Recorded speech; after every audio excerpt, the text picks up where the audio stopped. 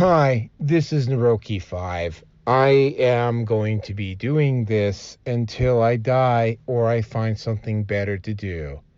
So please help me achieve this personal and, I think, noble objective by contributing to my Patreon or Subscribe Star. Link is down below. Every little bit helps. Thank you very much. Hello, everybody. Welcome. Okay, there we go. Welcome to the Red Pill Nation Hangout. Brought to you by Pfizer. Because everything has been brought to you by Pfizer. Uh-huh.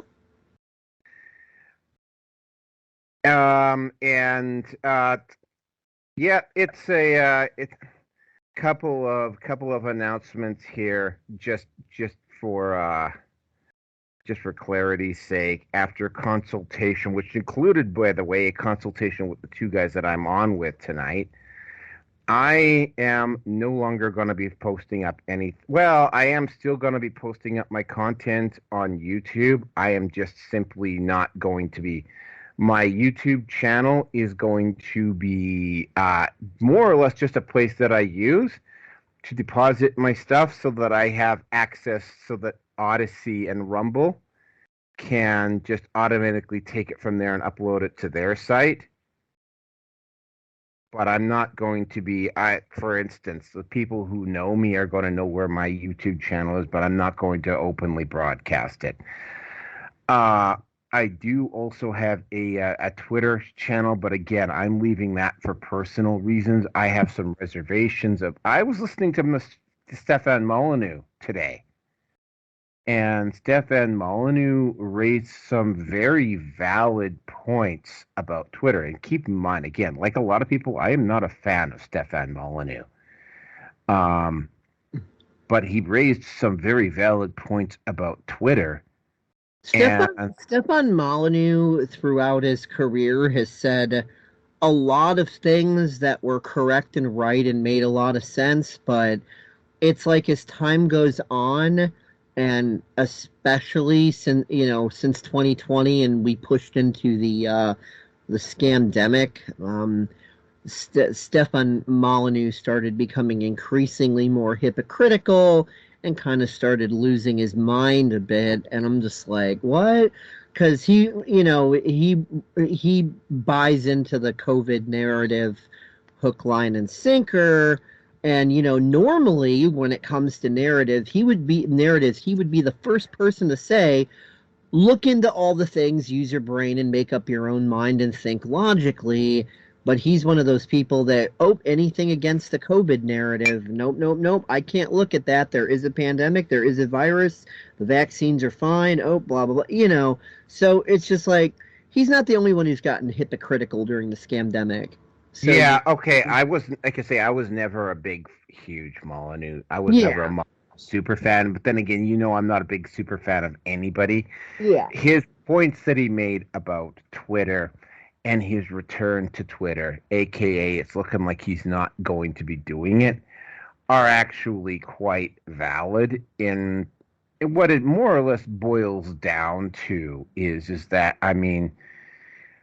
if he jumps on, it will there's a very strong, because of what's going on, because of what went on with Twitter, there's a very strong possibility, and he pointed stuff out that there are still people still getting banned. There's still issues with the algorithm over there that are probably going to take months to get fixed. For instance, on my feed on Twitter, and I am not the only one that has noticed this, you're still getting the fundamentalist leftist rhetoric finding its way to the top of my feed. It's not as bad. Yeah. And when these people do go on Twitter now, in fact, when we get to topic number 6, that will be brought up in full. Well, even Elon Musk said, not that I'm any fan of Musk either. He's a globalist piece of shit. But what he correctly said in this instance is that when it comes to the algorithms and stuff being used in Twitter, there's been so much done to it, and it's not like all the people that he fired left a user manual for it. Oh yeah, you said this You said this in a show or a few weeks ago on this show. Longer than that, I think, but yeah. But I mean, there's still like Elon wasn't left a user manual, so they've got to like hunt these things down one by one, and they could only hunt down what they're aware of and that they could find. That still leaves the stuff that's there that they're not aware of and haven't even found that it exists yet, much less how to get rid of it. So like that thing is like Indiana Jones, the Temple of Doom with a zillion booby traps in it. It's it's kind of like the code version of that. Well, speaking of Twitter, Jack Dorsey has decided to walk back his endorsement of Elon Musk running Twitter. That might be a topic for 308. What I find interesting is that Jack Dorsey has been a heavy supporter of Nostr, which is a decentralized the Freedom API. I won't even so much call it a platform as it is an API because it has as many uses as you want to find for it. But yet at the same time, even though with such a thing that promotes freedom through and no censorship and all that through full decentralization, blah blah blah.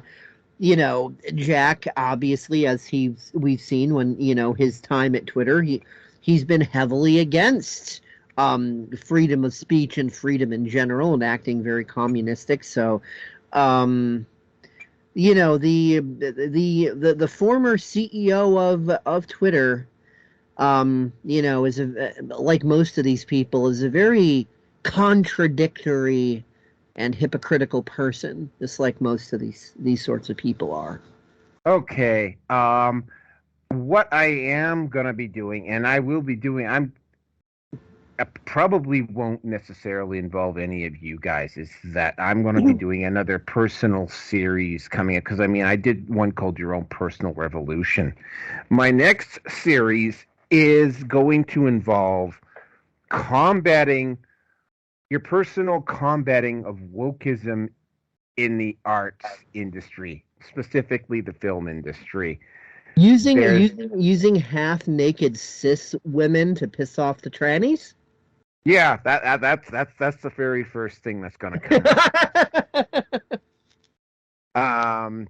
It just dawns on me because I saw a couple of episodes from Nerdrotic, and it appears as though the rot inside of Hollywood is just simply runs too deep, and anybody who tries to go into Hollywood right now and tries to reform it is going to absolutely get destroyed at this point. So the only thing left at this particular... Just recently, I should mention, I gotta look at her name real quick. I just downloaded a copy of this off of YouTube.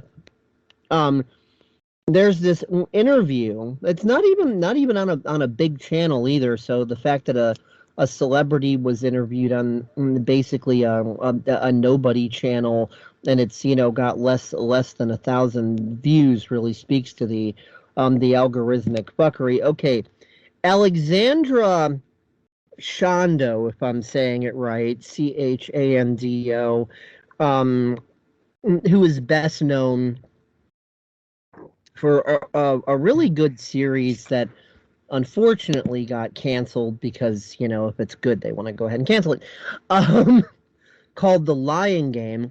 And, that was back in 2013. Oh, that was the late 80s. I remember. That was actually... No. This is 2013, not late 80s. Nope, 2013. I just got through watching it. Like, no, you're thinking of maybe something similarly named, but different. No, it ran 2 seasons. It was going to run for at least a third, and it just kind of got canceled on a cliffhanger. This actress basically kind of, I guess you could say, Patty Duked it and was playing twins. So the reference Patty Duked it on the Patty Duke show, it was one person playing 2 people, playing a set of twins. So she was in a similar role. But either way, she was talking very recently on this little YouTube channel that is not even very popular at all. And she didn't go full hardcore into descriptive language about the wokeism. But she was making a lot of complaints, like when it comes to their, diversity policies, cough, cough, quote unquote, and, complaining that the reason a lot of, especially recently, shows and movies and stuff tend to suck is because instead of writing the characters to serve the story, they rewrite the story to serve the characters. In other words, to serve the diversity, inclusion, blah blah blah, and they're putting, like when a character is supposed to be white or straight or whatever, they put in black or gay or etc. And it just doesn't fit. Now, a gay character can definitely serve the story. If that gay character is written, as a plot device, it fits into the plot and the story the way it's supposed to, and it adds to it, fine. Have gay, bi, trans, black, white, brown, green, yellow, whatever, be as diverse and whatever as you want to, but only if it serves the story. But with this diversity inclusion bullshit, you can't serve the story. It's got to be the story must serve this diversity policy. So another thing she was complaining about is with this, it's actually much harder for a lot of actors and actresses to find work, like unless you're super big, huge top name. But if you're more of an actress like her who isn't super ultra big time, it's really, really difficult to find work. So it's like she wasn't calling it woke. She wasn't phrasing it the way we here on the Red Pill Nation would phrase things, but she was talking about these issues and talking about how Hollywood, has been going down this bit of a nasty hill. And one thing I've also been seeing lately that she noticed is that it's very slowly starting to pull back up again and starting to get straightened out in some good ways because, the old saying, get woke, go broke. Well, when you're hemorrhaging money because you did all the woke shit, the only way to stop the bleeding is to knock off the fucking woke shit. Here's the issue with the woke stuff, though. I mean, as long as BlackRock is underwriting everything, they'll just keep going, right? That's just my opinion. Yeah, what you're talking about, yes, I am seeing individuals inside and this is the reason why I'm doing this. I am seeing individuals inside the arts being able to make something of their own. It's here the issue is, and I have run a couple of experiments at the film groups that I run. By the way, she was talking about that too. She's a part of a group of directors and trying to do, I guess you could say, semi-independent. Like, it's technically on that Hollywood level and in those same circles, but it's not like backed by big studios or anything. It is independently funded projects, even if it's technically mainstream otherwise, because it's those circles. It's still independently funded and directed and blah blah blah. So it's like she and a lot of other people have been dabbling in that sorts of stuff because it's like, it's either do that or sit around waiting for the job that might never come because, if you're anything but like, dark chocolate, bisexual and identifying as a Wookiee, then you're probably not going to get the part. And don't even get me. And the other thing she mentioned is that another big problem they're having is that they're hiring social media influencers instead of actors and actresses. So it's like if you've got an actor and actress who knows how to do it and they're really good, but then you've got this other social media influencer who has, millions of likes and whatever, blah blah, millions of followers, but sucks at acting, but the actor or actress doesn't have as many followers. Well, the studio will hire on the idiot person that doesn't know what they're doing that has 10 million followers because they've been a social media influencer instead of the qualified actor or actress who actually knows how to act. Oh, they are I mean, when you have an app, for instance, this goes to that sword cuts both ways. And by the way, we are really getting off topic here. When you have an actor play a broadcast media person, as opposed to just hiring somebody from broadcast media to do broadcast media, like you can immediately spot the difference. Yeah. That goes both ways. Like, for instance, I have seen some celebrities attempt to do podcasting and social media, and they're like, a lot of them are not particularly comfortable doing it. Right? It's a different art form. Right? It is a different art form. Anyway, so yeah.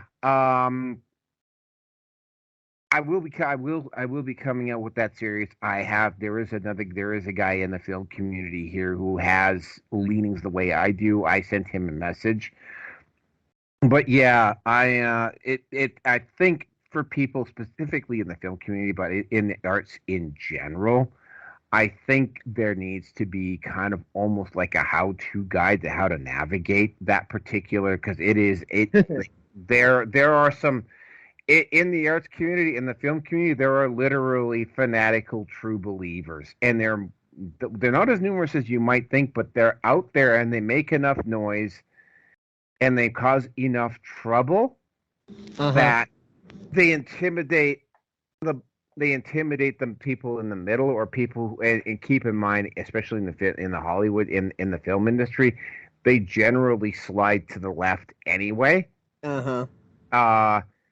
So yeah, a lot of people in the film community are go along to get along. But anyway, let's get back to the original topic. Because I mean, personal site news took a little bit longer than I thought it was going to tonight. So for those of you who don't know, Kelso, by the way, introduced yourself. We've been talking for a while here, but you might want to actually introduce yourself. Yeah, well, anybody who's been listening for long enough already knows me. I'm Dave Kelso. I run PSEC Media. PSEC is an acronym, Paradigm Shift in Educational Comedy. And you could pretty much do a search just about anywhere for PSEC Media and come up with, results for all the different places where I'm at, on Minds and Odyssey and Bastion and BitChute and Rumble and a bunch more, TLB Talk, blah, blah, etc. The list goes on.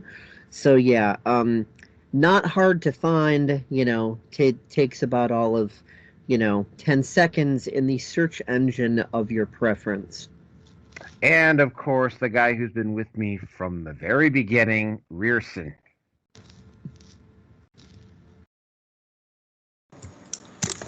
All right. Sorry about that, Neurokin Kelso. It's good. Set it off here, but I'll say it on here now. It's great to see you and hear from you again. You also, by the way, did you finish with your round 2 of the most ancient superstition? No, I have been meaning to do it. I just keep finding reasons not to. Sorry, distractions. No, fair question to ask, and I've promised that it will get done. Maybe I don't know when it'll be, but anyway, that's neither here nor there. But yes, that's okay. I've been helping Henrik move stuff. He's going to be moving into my front basement downstairs to get away from living at tyrannical mommy's house. So, helping him move stuff to a storage unit that's near my place, and then from there, that'll be a staging area to, move things into the front basement once that's cleaned out and we got that ready. But yeah, it's been a process, and Henrik is here right now. Granted, he's on the first floor on the couch in the living room, most likely passed out, but he's physically present and accounted for, even if he's not literally awake.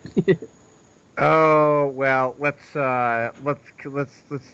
keep that and keep you guys. Henrik suggested something, and I may have to keep it in mind here. If things start getting really bad here in Canada, like leaving for the U.S., since Henrik has suggested that he might be able to help in the regards of potentially getting sponsorship or whatever, we'll see though. There's really no place to go at this point. I'm sorry, but I am aware of that. Yeah. Right. But I mean, right? It's an option that has to be considered. Yeah. Okay, well, I'm not going to say much more, but Jaffe or Captain Sinclair just jumped in. So, Jaffe, we're just getting around to introducing ourselves, and I'll let you take care of yourself. And then, of course, Naroki will go through the topic list. Thanks. Yeah, Jaffe Ryder. Connecting via the Korean Peninsula here this go around once again. Just got in, actually had to taught a morning lesson here and then hit the doctor's office, had to pick up a prescription, showered up because of weather conditions here and just part of the routine. And going out busking here shortly as well. So very much looking forward to that. But most people might, that's why I was late actually. So that's why that long-winded sort of, breakdown. But yeah, Chief Communications Officer of the Robin Hood, the flagship we have, which is guiding pirate radio podcasts along quite nicely. It's the wider WPRPN network that we do it all in support of. So I'll be here for about an hour. Looking forward to this. Thanks, Naroki. Rock on. All right. The other thing, and it skipped my mind, but I'm remembering now. My work schedule has changed, so I'm not going to be posting. I'm not going to be doing the long posting up runs like I have back over the first few months of this year, especially over the last few months over the past couple of years. Once I get my schedule worked out and whatever, I will eventually get back to doing the runs. Although I suspect I'm probably gonna have to go back a little bit of a ways. That's the other thing. So for those of you who don't know, I am at the following, as you just heard. Like I do have a YouTube channel, but I don't. I'm not going to be using it anymore. I am at Rumble, Odyssey, BitChute, MGTOW TV, and Brighteon for the most part. I am at Facebook, Minds, Gab, MeWe, Getter, TLB Talks. I may start up a new Twitter account. That was funny because we were just discussing Twitter earlier, just a few minutes ago, just before Jaffe jumped on. May start up a Twitter account at some point, but for the most part, Twitter and YouTube are pretty much off the table for me. Just the whole thing. It's specifically some of the stuff involving the censorship and the doubling down of around Mulvaney was kind of like the straw that broke the camel's back. But there were a whole bunch of other things before that as well. So the topics tonight, and we've got a very interesting bag of topics tonight. Topic number 1: Tucker Carlson and Don Lemon fired on the same day. And I mean, I posted that up on the day they got fired. There's been a complete total opposite responses in terms of what happened to Don Lemon versus what happened to Tucker Carlson, which I will bring up. Topic number 2: celebrities go spastic, ironically enough, because we were just talking about Twitter, about losing their blue check marks on Twitter. Oh my God, that was hilarious. It had to be added in. Topic number 3: Alec Baldwin charges are dropped. Topic number 4: Budweiser is cleaning house following the Dylan Mulvaney fiasco. There's going to potentially be a lot of talk about that one. Topic number 5: Bill C-11 passes in the Canadian Senate. That one might also, that one I actually got a few things to say on. And topic number 6: Tim Mowery and Harry Sisson, the two paid Gen Z Democrat Party TikTok shills, brought to you by Palette Management. That one's kind of interesting. But okay, hold on a second. I don't need to get the timestamp from Rearson anymore. You're not needed for that. Yay! Okay, so topic number one. Tucker Carlson and Don Lemon fired on the same day. Now, I also have something on here about Dan Bongino, but Dan Bongino left a little bit earlier from Fox. There were two completely different responses here, and I will cover Don Lemon first to illustrate that point. Don Lemon, it was very, very. I mean, first he lost his own primetime show, and he got moved over to the morning show, where because he had to share space with other co-hosts, and he wasn't the guy in charge, and because he's got an ego that far exceeds his actual intellectual capacity, and he has a very bad. He was not a particularly good host anyway. He was causing a lot of issues on that new show, and he was kind of being gradually showing the door. I mean, everybody. I mean, honestly, of Stelter, Cuomo, and Lemon, I honestly thought that it was going to be Lemon that got let go first, except of course that Lemon's a black man, so maybe I should have rethought that order a little bit. Don Lemon got fired. He left, and he had himself a little bit of a temper tantrum as he left. Zero fucks given over that fact by anybody. He won't be missed if he did well. I mean, he will eventually come back somewhere, but I mean, you could probably say that Don Lemon will never reach the height unless he somehow gains the ability to actually reflect on his actions, which I seriously doubt. Like these individuals very rarely ever, people this narcissistic very rarely ever reflect on their actions. We were show hosts and shit. Yeah, exactly. He is probably gone. It had zero effect on the company that owns CNN. Barely a ripple was made. Barely a fuck was given. Now, Tucker Carlson got fired on the same day. Stock prices for Fox plummeted.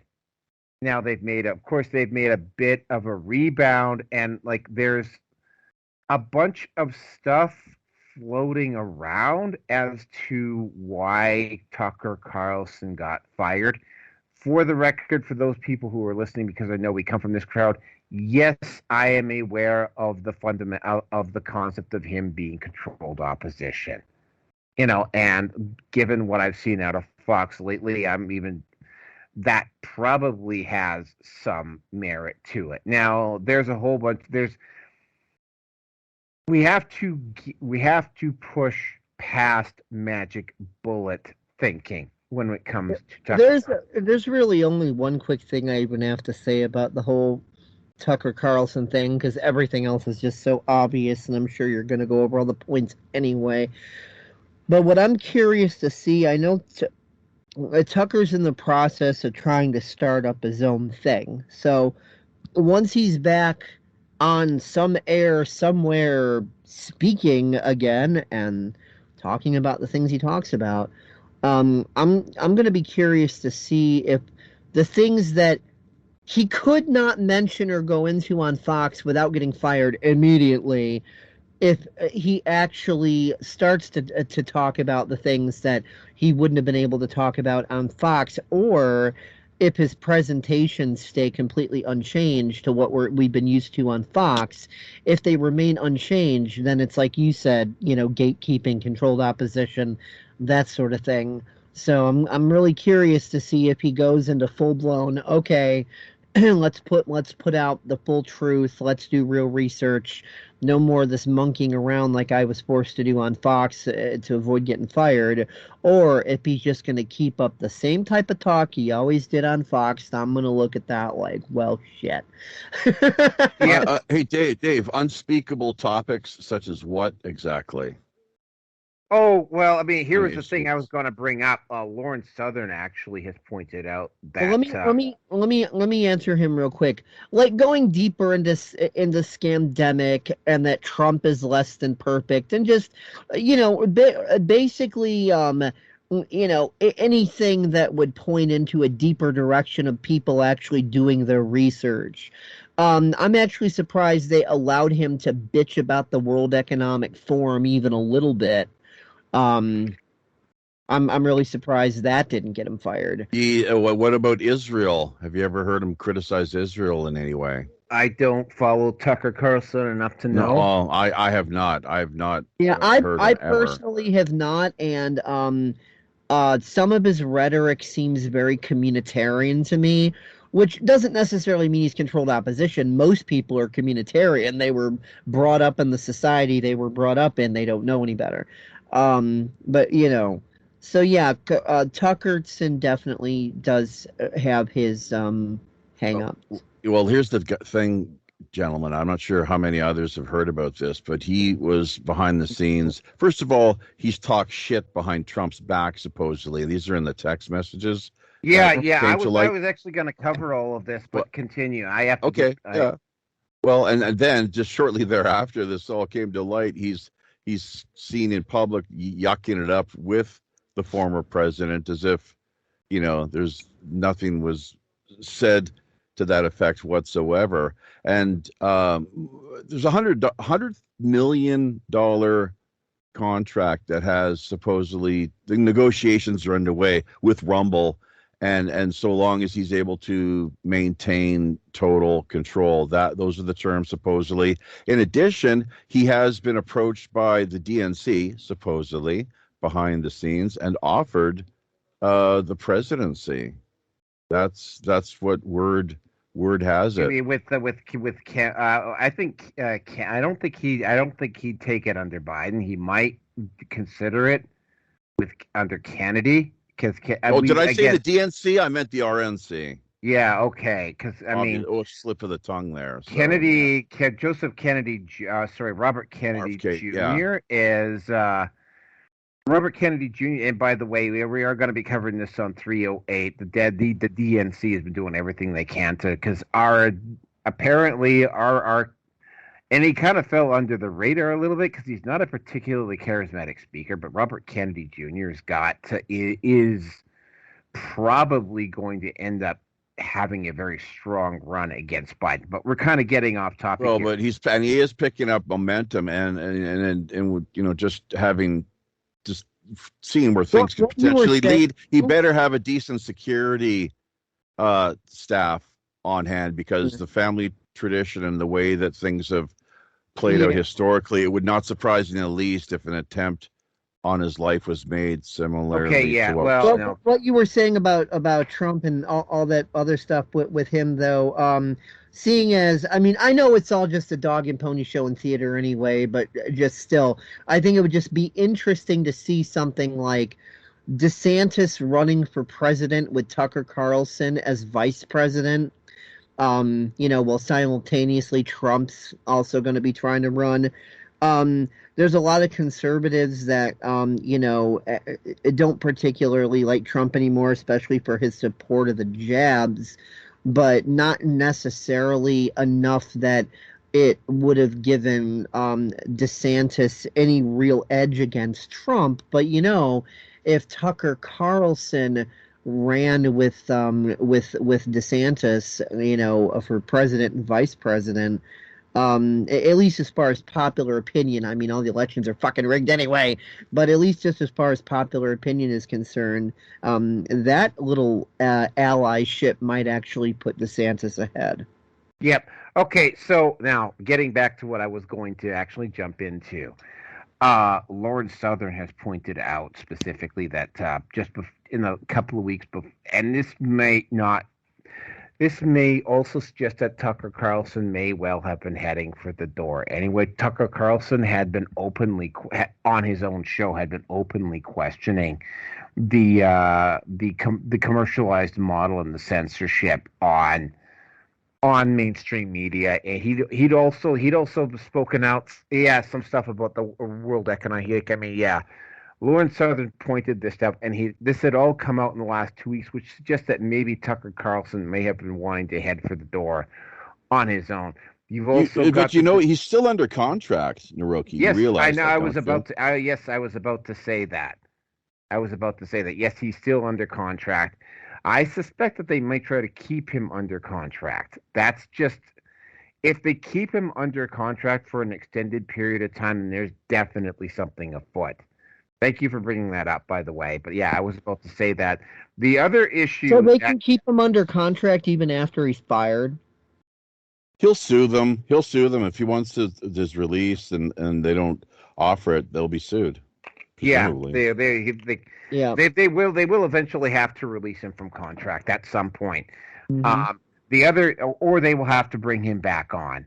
The other issue is, of course, there was a whole issue about Dominion, and of course the fact that the actual owner, Rupert Murdoch, is part of that whole globalist World Economic Forum.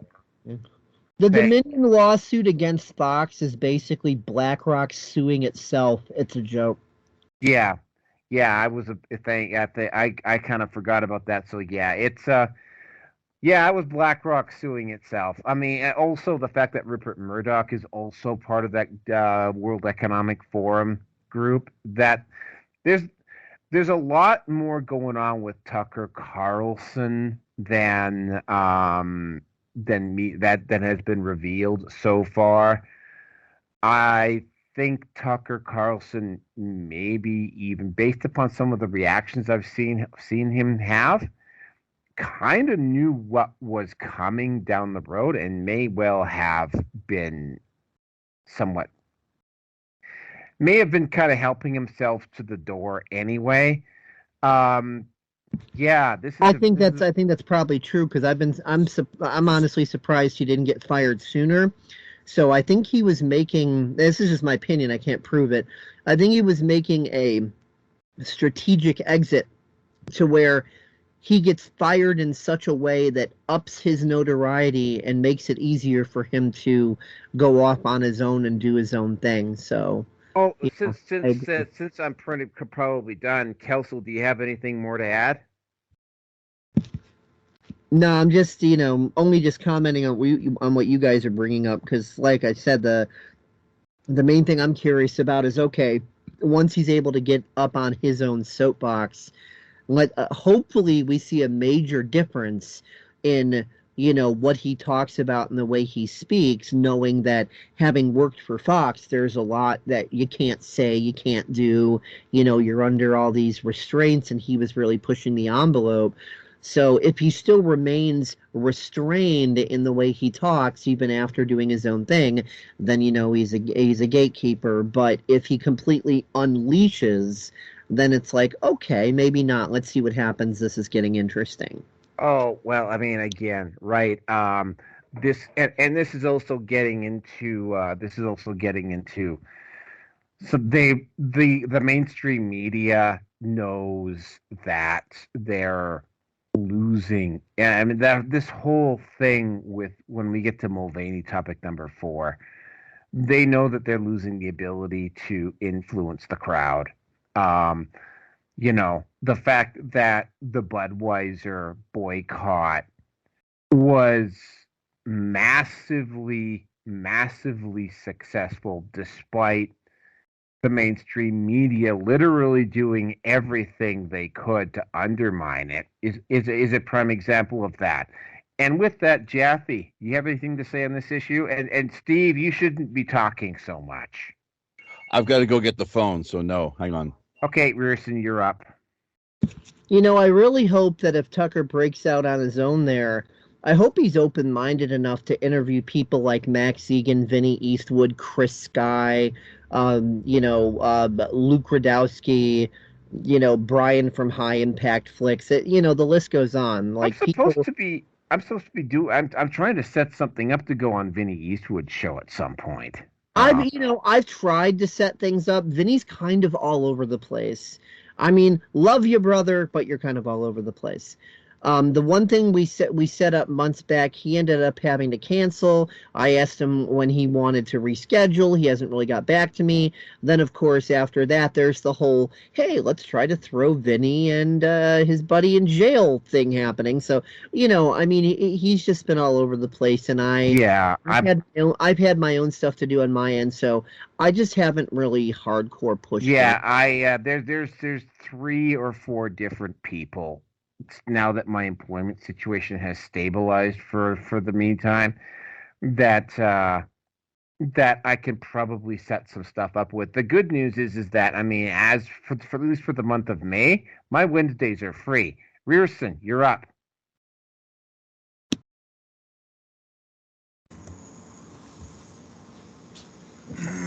On this one, I don't know.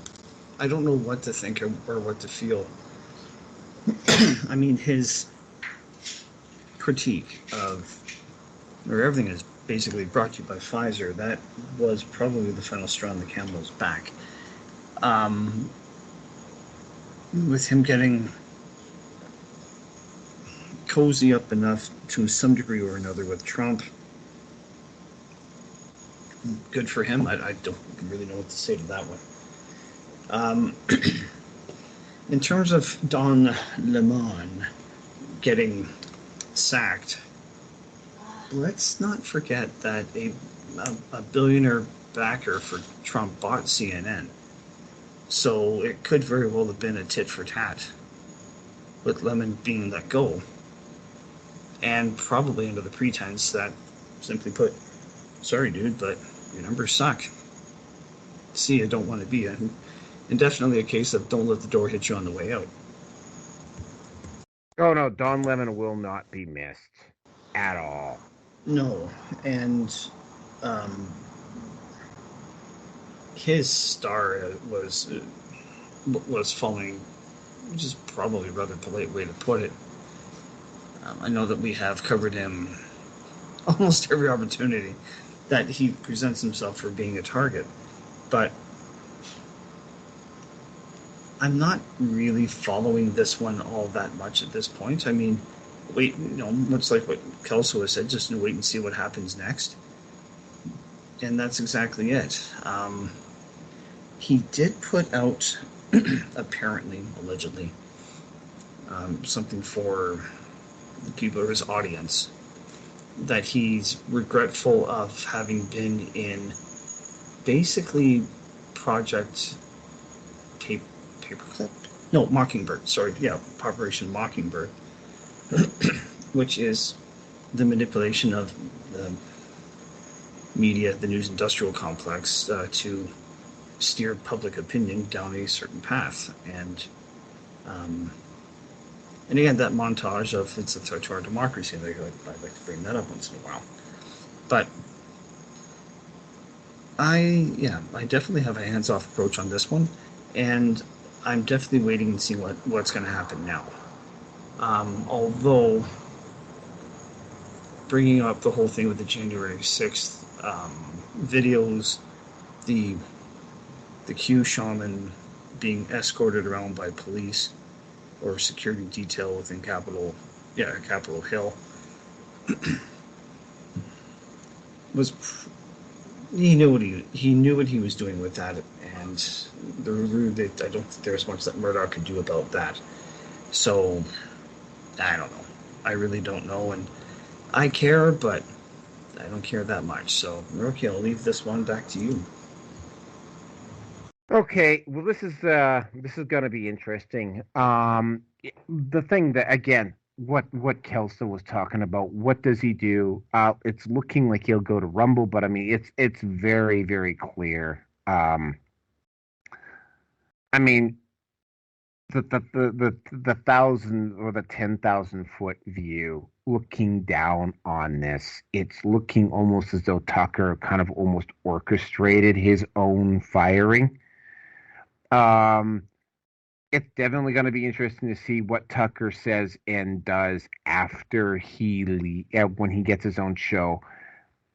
Either Rumble, I don't think Spotify is going. They've already got their hands full with Joe Rogan at this point in time. I don't know whether Spotify will actually try something. Maybe they will. Maybe they'll try to bring him on as well.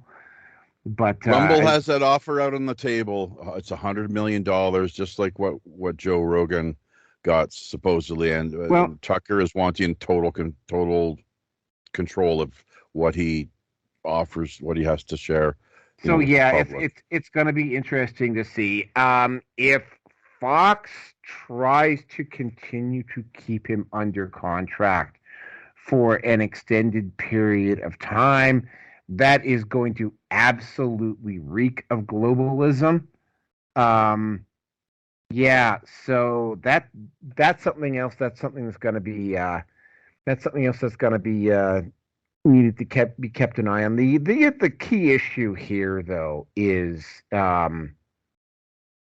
what's he gonna do when he finally gets when he finally breaks his chains? I mean, I'm not expecting ecstatic fireworks, or he might just come out of the gate swinging.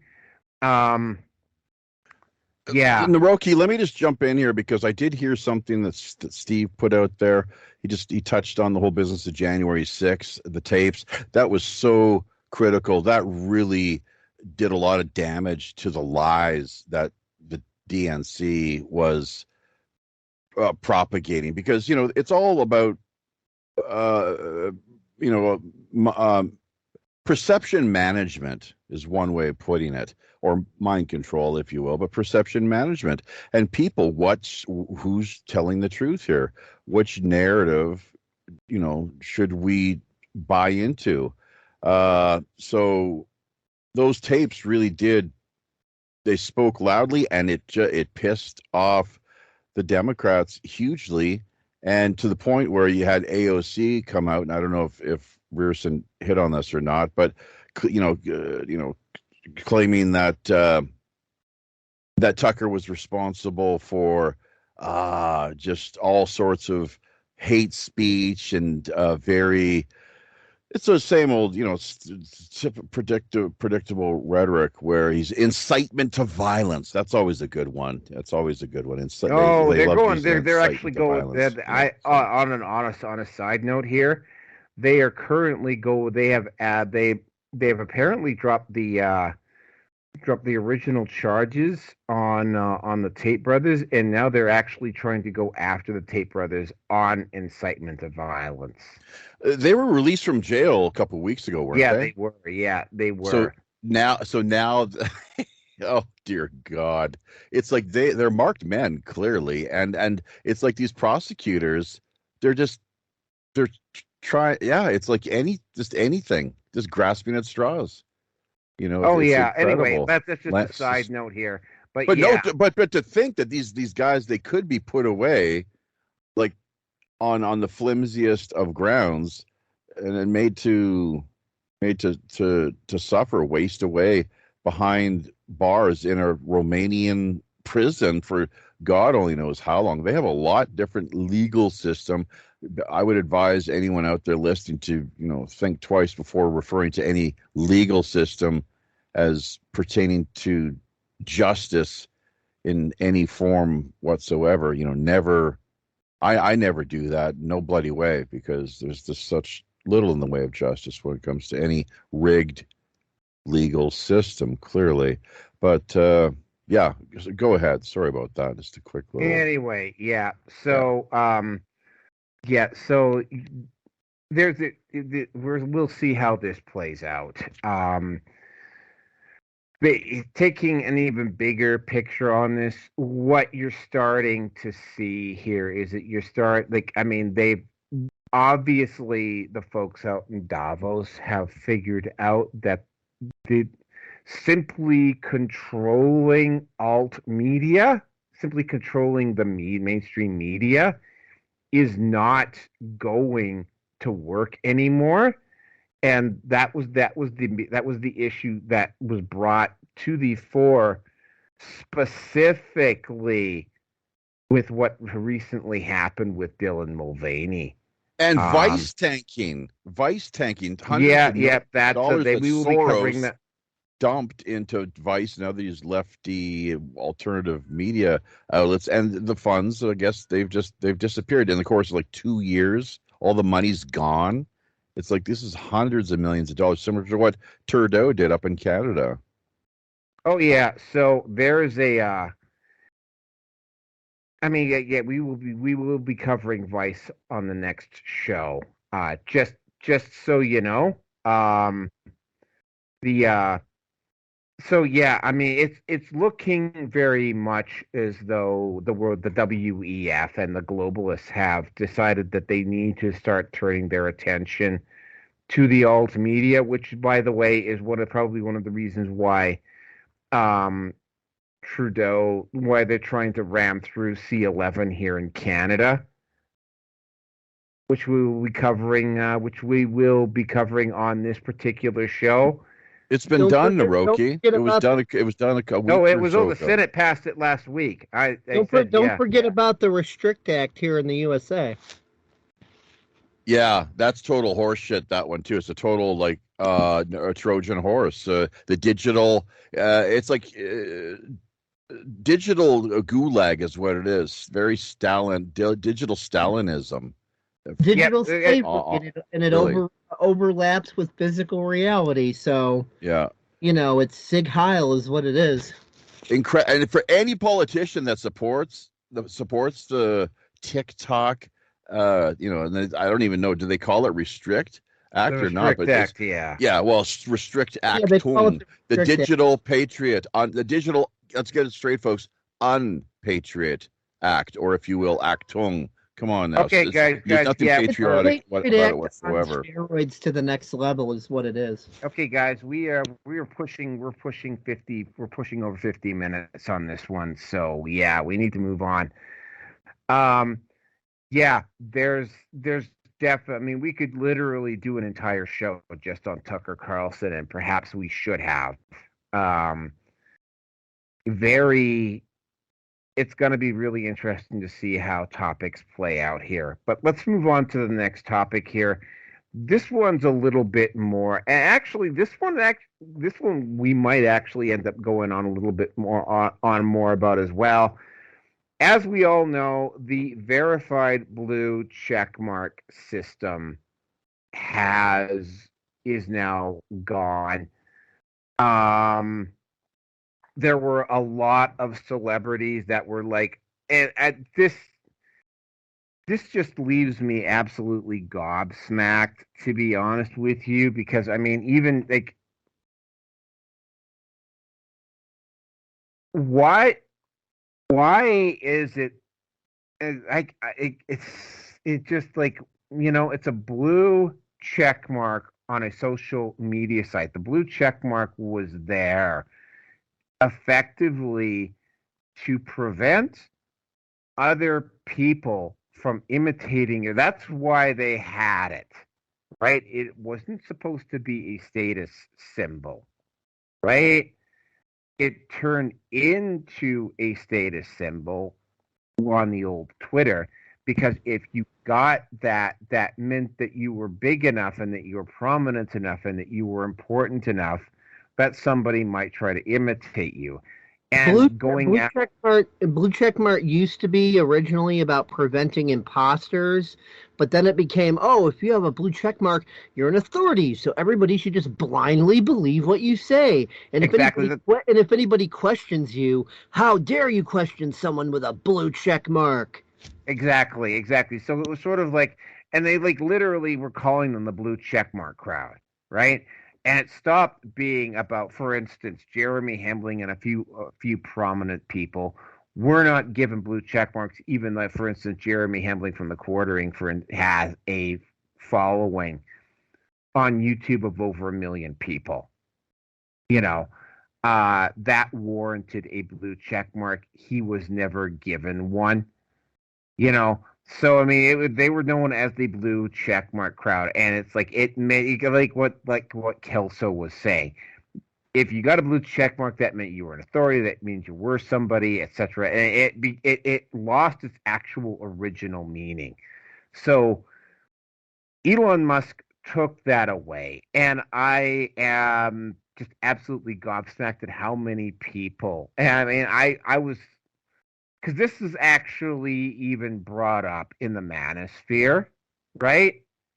You know, about how guys in the manosphere, even though guys in the men in the manosphere, specifically in the PUA dating coach community, were like, they would be in these clubs and whatever, and they'd see some of these blue check mark verified people, and they were actually using the fact that they had the blue check mark as some sort of social clout to try to impress chicks. Yeah, I'm not lying about that. Like, there are guys, in particular in the dating coach PUA community, that actually saw this go down.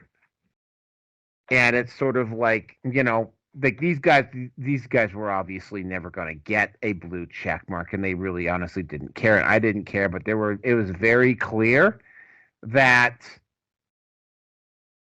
there were individuals out there that considered having a blue check mark to indicate that they were somebody, that they were an authority, that they weren't part of the regular crowd. And by the way, Daily Wire, when they ran a story about this, Daily Wire had that kind of almost snooty elitist attitude as well, which is, by the way, one of the reasons why I have not really gotten behind Daily Wire. You know, there are some, though. In fact, it was so bad with some people, Stephen King, Alyssa Milano, and whatever, that going off so badly about, like, Stephen King went off so badly about losing his blue checkmark that somebody literally went out and got one for him. Elon Musk said that he would pay for his, I believe is how it. Yeah, somebody got one the deal. for him. Charlie Sheen Elon Musk also paid for Charlie Sheen. But here's the thing, Charlie Sheen just politely asked. Right. William Shatner too was bitching about, you know, because he's like his witticism and everything that he has to offer to the platform is so valuable. So Elon said that he would cover. Okay. So he said he'd cover some, but I mean, you know, you had people like Alyssa Milano, and it's sort of like, it's like, yeah, okay, you know what? The idea behind the blue checkmark was to just make sure that nobody could actually copy your account. Here's the thing, and Jeremy Hembling from The Quartering pointed this out, right? He never got a blue checkmark, and he had numerous people make multiple accounts trying to imitate him. And Twitter didn't do anything about it, even though Jeremy Hembling definitely qualified for one. Milo Yiannopoulos, they were actually holding the blue check mark, like Milo Yiannopoulos, when he was at his peak. You know, they held the blue check mark over people's heads to try to get them to comply. Well, this is pre-Musk Twitter is what you're talking about, though, largely with how that, you know, with the history of Jeremy Hembling, I guess, you know, he's the leading driving force behind the quarterly. I don't follow this at all. I hear you talk about him quite often. But here's the thing with the PUA scene, pickup artists, the ends justify the means. And if you can use that blue check mark to get to, you know, just end up sleeping with a woman that you desire, well, that's some guys. Who knows how many guys are going to do it, but some are, and that's the way it works. That's the way it goes. I can say I'm in the manosphere, although I'm not. I'm in the MGTOW section of the manosphere, and I'm not in the sociopathic. I see it as very sociopathic. I'm not in the red pill PUA section of the manosphere. But I mean, I've listened to some of their content. And yes, they have seen. Jeremy's just a guy running a channel called The Quartering. It's not like a big organization. It's just he's like, I run PSEC. Like, yeah, I got people who do it with me and whatever, but we're not an organization or company or whatever. Isn't he the guy with the beard? Yeah, he's the guy with the beard. Yeah. He likes to cover video games mostly, sometimes movies, and sometimes the socio-political the topics and whatever. But he's just a guy running a channel, and people just happen to like what he's on about, and so over time he's gotten popular. And he what I like is he hardcore promotes Odyssey and Minds and Gab and BitChute and all the alt tech stuff. He hardcore promotes that constantly. So I do like it that he does that because he's really popular on YouTube, but he just hardcore promotes all the alt tech constantly. So I love that. That's why you like us as well, then I suppose, right? Yeah. Anyway, so but yes, I have heard stories from guys in the PUA community on their shows talk about people using the fact they got a blue check mark to impress a chick. I personally find that kind of pathetic. But then again, MGTOWs and PUAs, basically trying to do the whole peacocking, dressing up, and sort of going out there and being gynocentric to impress a chick is not something that MGTOWs are really into to a great degree anyway, which is why those two sections of the Manosphere don't particularly like each other. But I'm going to turn it over to Kelso. Kelso, you're up. Yeah, I was going to say, Joppy, the main reason, I'm always impressed when, really huge YouTube channels are constantly pushing alt tech to their viewers because it's like the antithesis of something that annoys me. When you've got these really huge YouTube channels that, they're on alt tech, they syndicate their stuff on alt tech, they're there, but they barely mention a word about it to their audiences. Like everything's all about YouTube. It's like, they're on Odyssey, maybe they're on BitChute or Rumble or whatever, but do they mention it? No. It may or may not be in the video description, but they don't really mention it that much. Whereas people like Jeremy are always hardcore pushing it. And so I think it's important for large YouTube creators that are on these alt tech platforms also to really tell their audiences. It's really ironic, especially got a big YouTube creator that's always bitching about the censorship, but they don't mention Odyssey or BitChute or Rumble or any of these, and they are always just talking about YouTube. It's geez, what the so it's just, it's nice when one of my common annoyances occasionally doesn't happen. It's basically what the larger content producers, they mention censorship. I've heard numerous ones who've mentioned and bitch about censorship on YouTube primarily, and then just more generally throughout social media, but they never talk about how the smaller fish, the smaller content producers, such as ourselves, they don't have to. I'm not saying they should name us directly, obviously, but just to say smaller content producers are impacted by this as well, if not even in a more dramatic way than as ourselves kind of deal. So you know what I mean? It's they're so hung up on just their own deal, basically, rather than everybody. What a lot of them do is they're like, okay, you just listen to me bitch about censorship for an hour. Now here's my Patreon. Go give me some money. Rather than being like, oh yeah, and I'm on Odyssey and Rumble and BitChute and whatever else. And if you really want to fight censorship, you can go there. But no, they don't do that. This is bitch about censorship for an hour, and it's like, oh, here's my Patreon. Give me money. It's like, really? It's like you're on alt tech and you're on YouTube bitching about censorship, but you don't mention alt tech even in the context of potential solution. I get it. Totally. It's what is wrong with you? But also to as I was saying, just to emphasize and repeat as you've done here yourself, is that with the smaller kind of up and coming, the grassroots folks, rather than, I've heard the larger live streamers and content producers are talking about, these established content producers, we've really been impacted by censorship.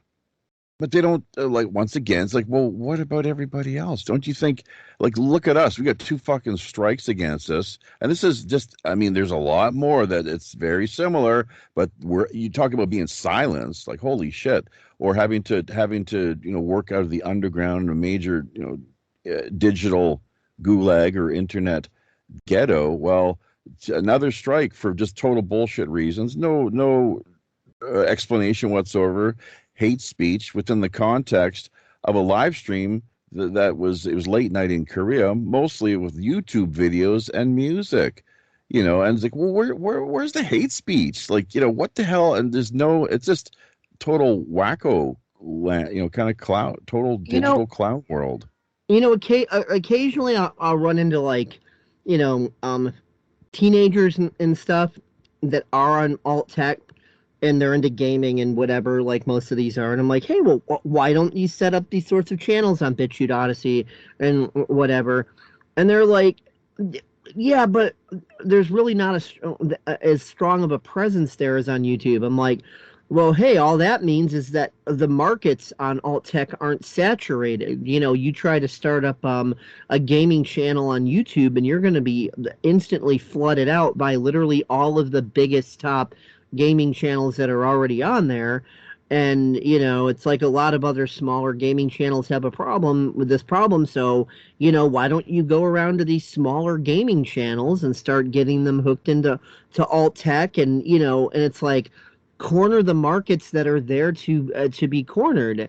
Why wait until, maybe, 5 to 10 years down the road when alt tech gets as big as mainstream, and then they're kicking themselves like, man, I could have gotten in on the ground floor with this when it wasn't saturated, but now it's as saturated as YouTube was. It's just like people don't see the opportunity in this. It's really hard to get them to see, like, hey, there's opportunity here. Don't see this as what the hell, there aren't as many people as YouTube. See this as the market isn't saturated yet. That if you would have started with YouTube when YouTube was young, you might have been one of those bigger creators, but that ship sailed. But these ships have not sailed yet. There's still plenty of room for for growth, and it's just like, get in on it, because other people are going to do it if you don't, and then you'll be kicking yourself later. There you go. That's an important point to keep in mind as well. Yes. Okay, Jaffe. With respect to what exactly? I think I've said my piece, haven't I? The issue with losing the blue check mark. If you don't have anything more to say, I can turn it over to Richard. No, I don't really have too much more to say to that. Mine's offers a blue check mark too, and I've got mine over there. That's the only form where they've actually given it to me, acknowledging that I am who I say I am. I've got the Odyssey equivalent of a blue check mark, and I've also got the equivalent of one on TLB Talk. Yeah, you're doing good over on Odyssey. Your turn. I mean, type in like WPRPN, and it's like, why is PSEC coming up first? It's like, what the hell's going on? Yeah, I am doing pretty good over there. I mean, I maybe get a dozen or two new followers every month or something like that on Odyssey, but it's like 1,000-fold more than I get on YouTube. Holy shit! Mm-hmm. YouTube is pretty good. BitChute as well. BitChute's really good for us. Actually, it's been picking up. It's really been strong over the last couple of years. Yeah. I got twice as many people on BitChute as Odyssey. Yeah. And Rumble has surprised us, just shocking out of the blue. Suddenly, it's like, wow, people are paying attention to our Rumble content. Like, I have no idea why, but I'm getting an increase in Rumble activity too. Not anything major, but just noticeable, So yeah, alt tech, it has been picking up, and it's cool that I don't even really need to do anything. All I have to do is exist on there with content, and just people trickle in, and over enough time, trickles will fill a lake given enough time. So there you go. Yeah, that's right. And the people that want to engage you in your content, they will eventually, they'll find you and they'll connect, and they'll, for whatever reason, what you're putting out it resonates with them, and I mean, everyone's different, of course. So people like us, we're on the ground floor of future success within all this because, we are the alt tech pioneers. At some point in the future, when Get Woke Go Broke kills off or renders the mainstream social media to the same dwelling place as MySpace and other similar, outmoded platforms and ideas. We will, people like us will be, rising up with, with alt tech as it rises, and, yeah. So we are brave enough and willing enough to pioneer the new and to really be the change we want to create instead of just going along to get along in mainstream gulag cesspools. Well, here's the really strange part about it. I mean, Tim Pool at one point before he got his before he moved away from Philadelphia, one of his ideas, and he actually hit all of the local media up in his area. Like, he went to all the newspapers and all the radio stations and whatever, and he said, like, look, I can come in once a week and I can film you and you can do a video blog and you can put it up on your YouTube channel. And literally, it went right over the heads of literally all of them. Like, I mean, yeah, he actually tried this. He actually went to all the press agencies, the radio stations, the television stations, whatever, the newspaper people, and went, yeah. That's ridiculous. Tim Pool's one of those people that has more visibility than most of the mainstream personalities. So he's coming along saying, hey, I'll make a deal with you. Let's give you guys some more visibility. And they're like, nope, not interested. Like, I think they're so smug, they're completely unconscious of the fact that people like Tim Pool are actually doing better than these fuckers. And they know that. These fuckers just are so high and mighty in their ivory towers. Like, go away, peasant. Well, I mean, that was the whole issue with what happened with this whole blue checkmark thing. It was like even the Daily Wire was like they were acting as though the way they worded their article around this, it was almost as if they considered themselves like the peasants are angry, right? It's sort of like, well, the considering themselves part of the elite, even though they're technically not.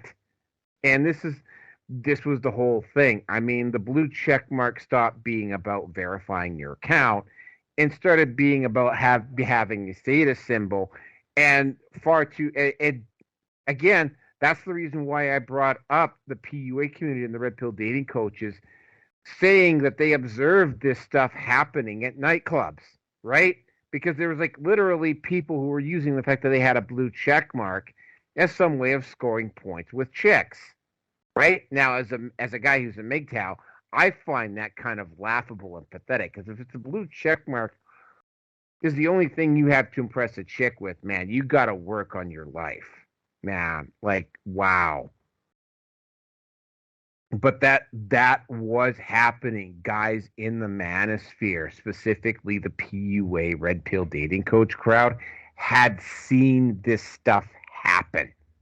I think PUA these pickup artists are what formerly were known simply as players, basically, right? Well, players. it's kind of refined itself a little bit more over the years, because what's happened is PUA is kind of like blended in with Red Pill. So you've got, like, back in the 2000s, it was strictly about basically how to be a better player.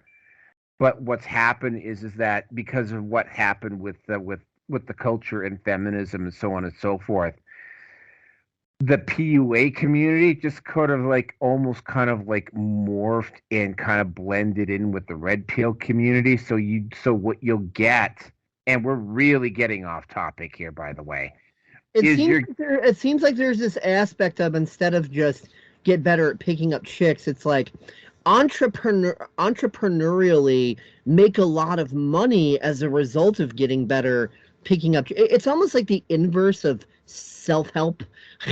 Yeah, well, what you're getting to is you're getting people in the PUA dating coach community, and Andrew Tate was infamous for doing this, which is, by the way, one of the reasons why they specifically targeted him above, say, Rollo Tomasi or Fresh and Fit and some of these other guys, is that you're seeing the guys move out of just being straight pickup self-improvement people, and they're starting to do commentary.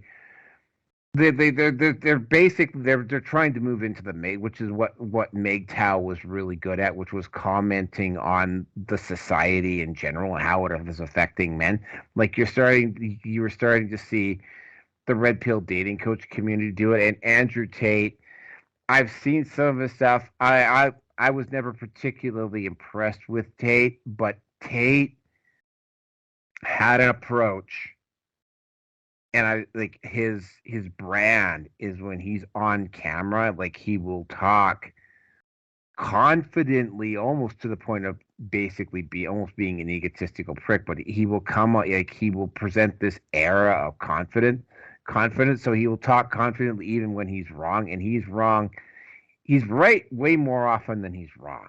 But I mean, like none of these guys, like Tate never got a blue check mark. Rollo Tomasi never has a blue check mark. Fresh and Fit, Donovan Sharp, like none of Kevin Samuels, like none of those guys actually ever got a blue check mark, right? But this particular issue had been, and it's been also mentioned in the MGTOW community, like guys in the MGTOW community.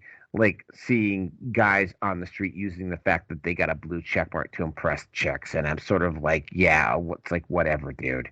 Right? It's like if that's the only thing you've got going for you, then you obviously need to work on yourself a lot more, right? But I mean, hopefully a lot of there's people a little had more their, to the arsenal than just that. Yeah. Yeah. Hey, listen, Naroki, thank you for everything in the commentary and the company fellowship here. Once again, gentlemen, and dear listeners, of course. So WPRPN.com, check out the website. We're always happy to hear from the public on whatever front. And we look forward to connecting again shortly, but I've got to head off to work. So all the best. All right. Fun. Catch you later. Yep. Bruce, I believe you already had your chance to say something about the blue check mark, because we're going to need to move on here. I have had no chance to say anything about it. So yeah. Okay. So now's your chance. Okay. So this whole thing is just pretty fucking interesting. The blue check mark actually indirectly affects the two of us for the upcoming election here in Alberta. Danielle Smith has one. Rachel Notley, she does not. So I don't understand how she should not do this. And then there is the coding fuckery, for lack of a better way to say it, as was mentioned earlier by Kelso, that the whole thing didn't come with there's no instruction manual, because 15 dead celebrities now apparently have a blue check mark. And the list is fucking interesting. Kobe Bryant, basketball star that died in that helicopter crash. Anthony Bourdain, days before he, in theory, got killed by Arkansas, I'm guessing, had commented about Hillary Clinton. Maybe instead of blue check marks, there should be little skulls for accounts where everyone has died from adverse effects from coke. Oh my God, COVID. Sorry, but whatever the case may be, yes. Maybe a little skull. That would be cool. Skull with no bones. Yeah. Anthony Bourdain, Chadwick Boseman, that was the Black Panther. Chris Cornell and his partner in crime, Chester Bennington, they were on the verge of trying to basically do a whole pedophile ring exposure. This one was interesting. Jamal Khashoggi, who is nephew of that Saudi weapons. Adnan Khashoggi. Yeah. So he was killed. There was something, an altercation, I'll say it nicely. No, killed and dismembered at the order of Saudi Arabia's Mohammed bin Salman. So, what the fuck? I have no idea. We've also got Kirstie Alley. Now that's a COVID death, you gotta remember. Okay. Baba Walters. Oh, here's one for you. Fucking Bob Saget. I did not have a high opinion of the man, and I still don't. So I'm scratching my head on this one. He was joking around, well, half joking, about getting the jab, and he's probably going to be found dead from the adverse effects in his hotel room. A few weeks later, he was found dead in his hotel room from the adverse effects of the jab. So there's some prophecy for you. He was literally right on the money. John McAfee, now, he seems to be busy in some form or another on Telegram, so take that however you will. We got, guess who? MJ, Michael Jackson himself, going back to 2009. I remember that day when could be, who knows? I don't fucking know. I really have no fucking clue. Pele. Now, if this guy is alive, I would be happier than a pig in shit, because we did talk about him. Norm MacDonald. I remember him, yeah.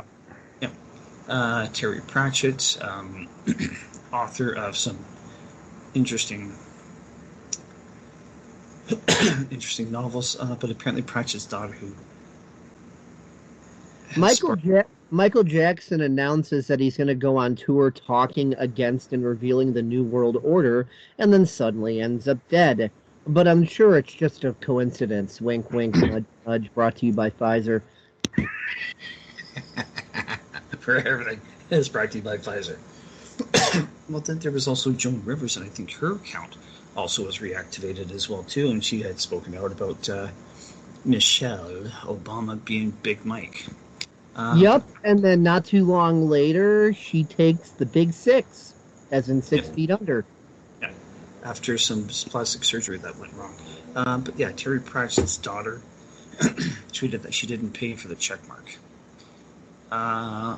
And this one really scratches my head on this one. John McCain, former U.S. Senator from Arizona, guy I did not like at all. His Twitter account has also apparently been reactivated. So McCain is the one who said, "We need to arm ISIS. We need to arm ISIS." It's like, well, thank you for your honesty that you don't negotiate with the terrorists, because you are the terrorist. Not to mention all those photos of him hanging around with, renowned like heads of terrorist organizations in the Middle East, and he's just all smiling, taking pictures with them. It's like, yeah, he was a fun guy. I keep thinking back to when I was watching The Punisher, one season series, The Punisher on Netflix. And there was the U.S. politician that got involved. Had a really strong resemblance, in my opinion, of John McCain. So take that however you will. But I mean, it's fucking laughable that there are celebrities that won't pay a measly $8 for their verification. So I don't get it. Like, I'm just, not that I'm putting too much effort into it and the mental gymnastics to try to figure this shit out. But that really does not make any sense with what their level of stature is. I mean, that's kind of like the conspiracy theory regarding Oprah Winfrey, that she couldn't find some special red roses. And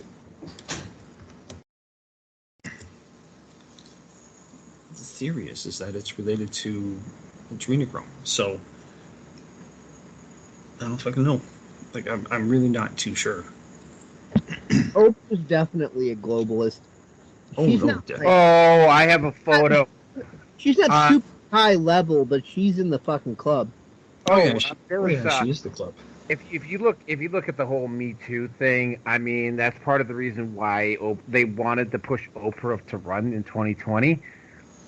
And I think a big part of it was the fact that there's like, if you look at Oprah Harvey Weinstein photos together, I mean, there's like literally several hundred, including a couple of photos where there are young women interacting with Harvey Weinstein right in front of him, and Oprah's right there. And like, there's so much interaction between Oprah and Harvey Weinstein that there's no way, and we covered this back when it happened.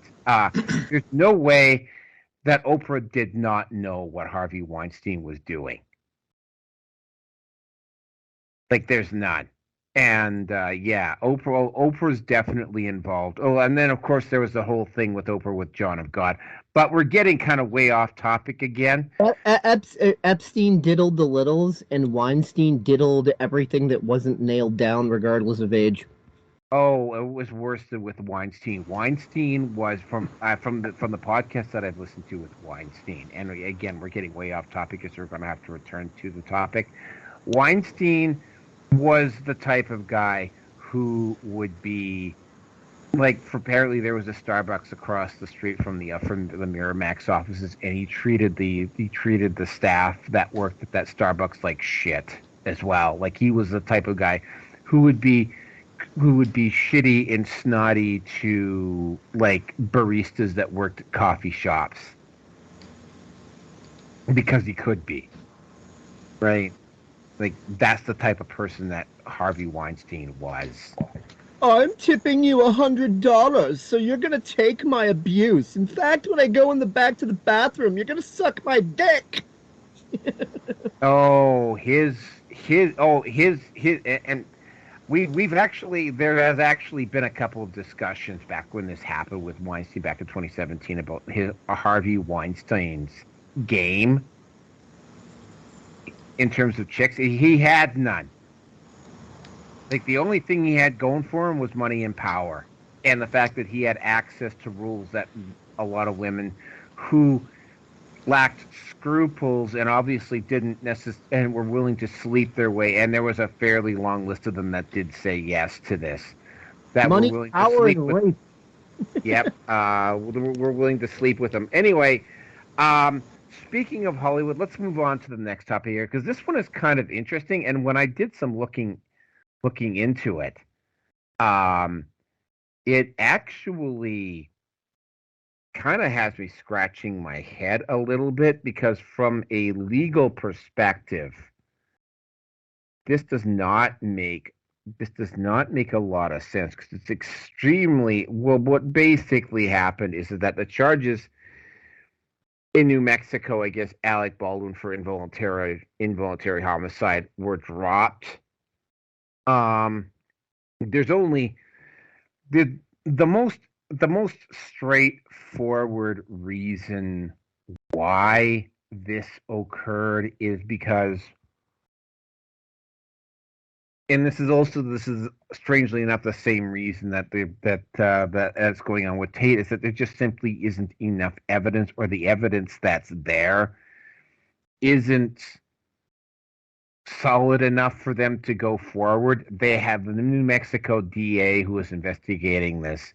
That's just called circumstantial evidence. Yeah, there was means almost nothing in a court of law. Well, no, if you have enough circumstantial evidence, you can convict people. There have been people that have been given life sentences just on circumstantial evidence. It is possible to do it. You need a lot of it, though. And here's the thing, right? The whole situation is that there were multiple failures on that. And I know, because I've worked on more than a few, and said there's, like, when it comes to firearms, there's at least 3 places, maybe even 4, depending upon how much money the set has, that a gun has to clear before it even gets into the hands of an actor, right? There is the prop master, there is the armorer, there is the first AD, and there's also, in some cases, craft services also is involved in safety as well. And then, of course, you have the actual actor himself or herself. They have to handle their guns, and a lot of them, because we're talking about Hollywood here, and there's, because of the whole, oh well, guns are bad, we need to ban them. There's not a lot of actors in Hollywood, and Alec Baldwin's political predilections are pretty much noted for the record here. Are well known.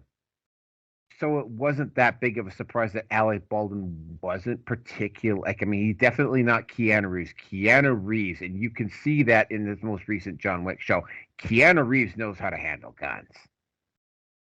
Right? When you see and you can tell, again, right, once you know a little bit about guns, you can more or less tell just by how an actor holds the gun and how the actor treats the gun and how the actor aims the gun, etc., etc. You can tell whether they've got some experience with handling firearms or whether they don't. It's actually a very easy thing to determine. Now, here's the other part about this that really kind of stands out is that first of all, there was some alleged stuff that that DP was doing, which may have contributed to her being executed that way. Although again, that is getting into the realm of speculation here.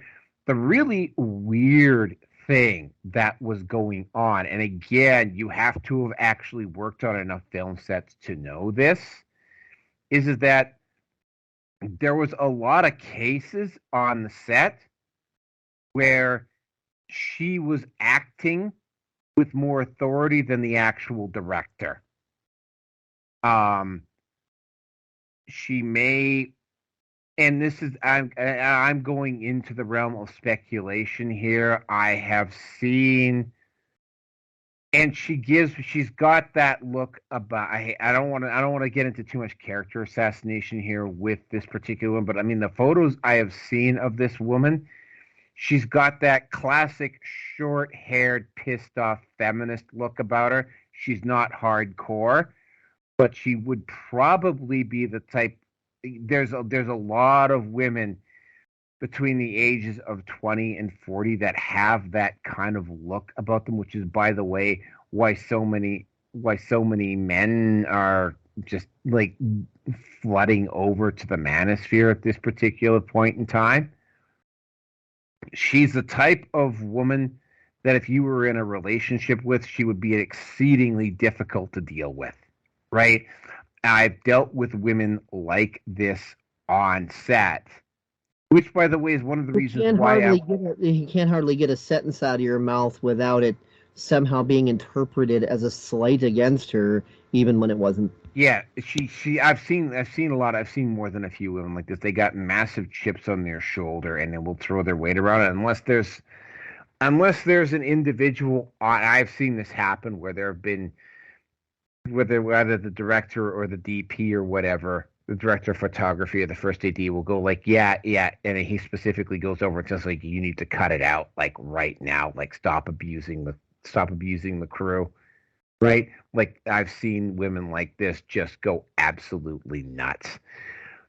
A film set is, and a lot of people, when you drive by a film set, you'll see a lot of people sitting around and it looks like a very relaxed place. I can absolutely assure you that it is not a relaxed place.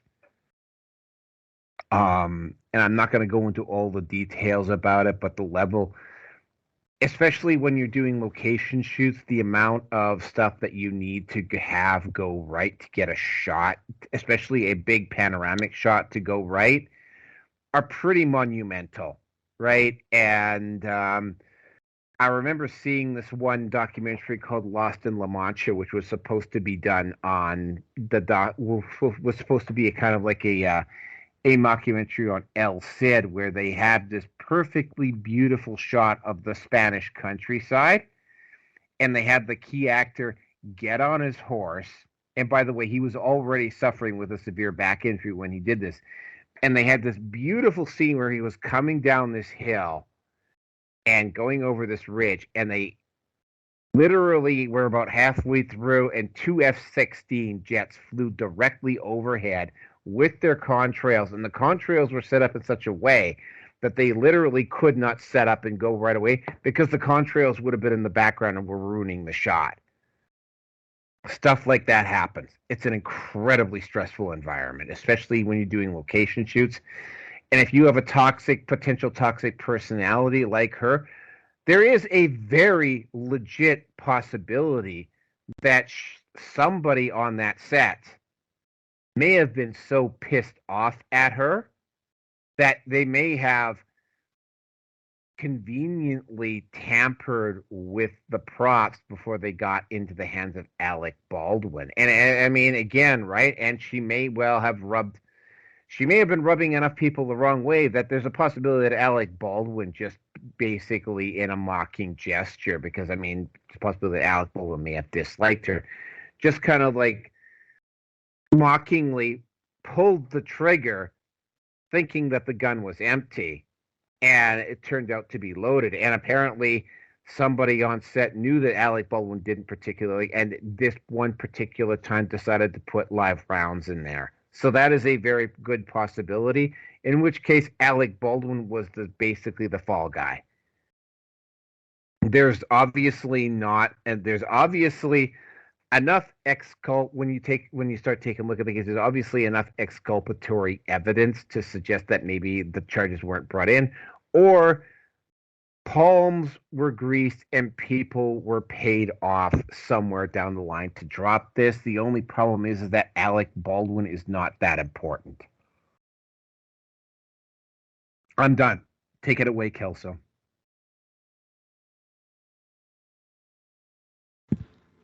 Yeah, I don't really have anything else to add because everything has pretty much been said. Pearson.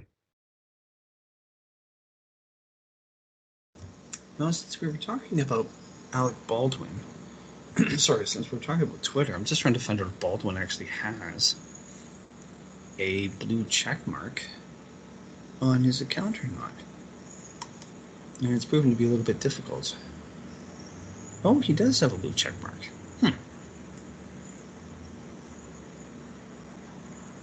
Well, considering that the man was apparently or allegedly on Epstein's flight logs,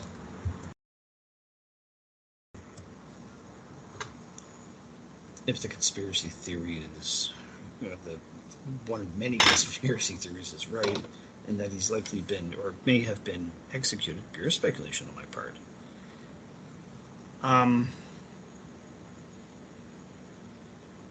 Correct me if I'm wrong, but you can't convict someone who's dead. I mean, realistically. And given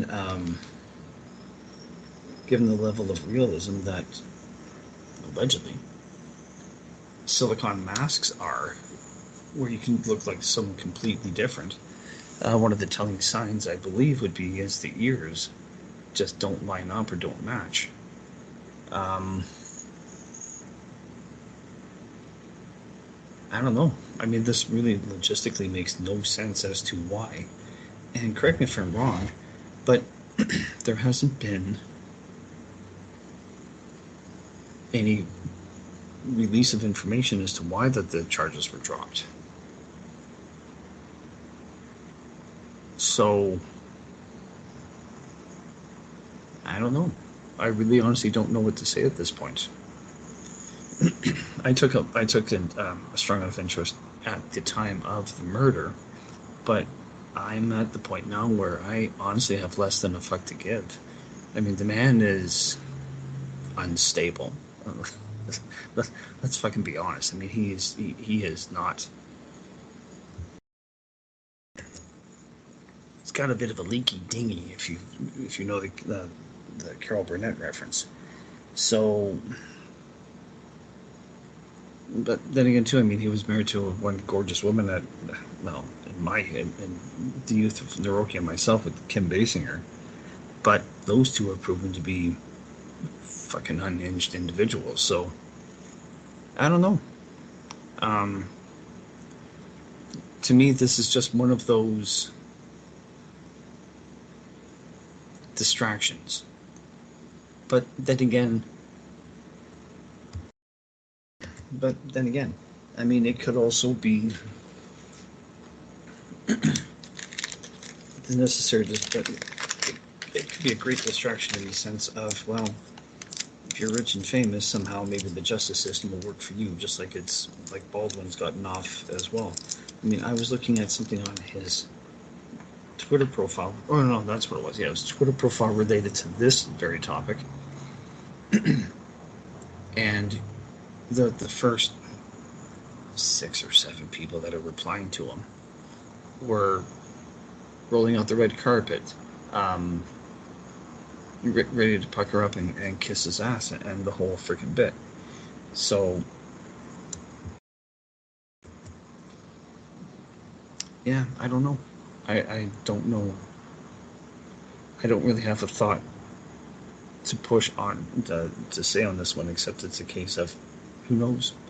And until things are officially released as to why it was dropped, well, I'm not going to think too much about it myself, so who knows. And on that note, I will leave that alone. So, Rookie, back to you.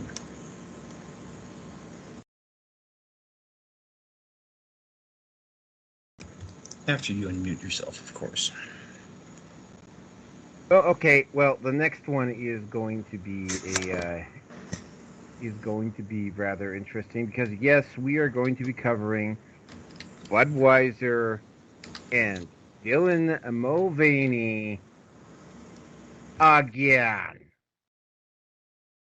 Yes, I know. It's such an exciting topic that we just never seem to be able to get enough time to talk about. But I wish he was here. I really wish he was here. We had so much fun the last time. Holy fuck. Oh, I wish Henrik was here as well. Okay, so this is what I was talking about right at the very start when I said that the soft power that the media has is fading out rapidly. When you go and you look, when you do a Google search on this topic, it's all about far right, about how this particular boycott isn't working, blah, blah, blah. But when you actually peel, and I have done this with several people on Twitter. Oh, well, this boycott's not working. Oh, it's not working, is it? Well, maybe you'd like to explain why Melissa Heinerscheide's been fired. Maybe you'd like to explain why a lot of the marketing department at Budweiser over this have either been fired or sent on leave, which is what happened with Melissa Heinerscheid. She wasn't fired, she was sent on leave. Maybe you'd like to explain the corresponding rise in Miller and Coors and Molson in their respective communities, and the corresponding drop. Maybe you'd like to explain the complete. I mean, yeah, okay. BlackRock apparently, allegedly, stepped in and tried to prop up the stock price a little bit, but apparently it didn't work, and it is still going down. Maybe you'd like to explain the fact that Dylan Mulvaney has had to double down. Maybe you had to explain why it is that the transgender community, and specifically the unhinged transgender community, is now leaning in on Budweiser to support Dylan Mulvaney. Maybe you'd like to explain why it is that Bud Light has had to come out with these fawning, desperate commercials to try to recapture their audience. Maybe you'd like to explain why the CEO of Budweiser had to come out and do that milk toast apology. If the boycott with Budweiser wasn't working, then explain all of that. When I put people on the spot and I say, yeah, explain this. This is very similar. Oh, by the way, Kelso, I had a little run-in with Kyler about 5 minutes ago. More on that later. I'm interested to hear about that. Yeah, I'll talk about it at the end of this particular topic. If the Budweiser isn't being affected by all this, then explain all of the other stuff that is going on. Why they're so.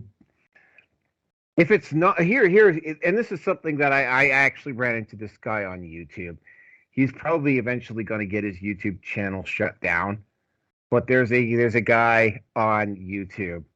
He's otherwise known as Fat and Opinionated. Yes, that is the actual name of his channel because he is fat and he's opinionated.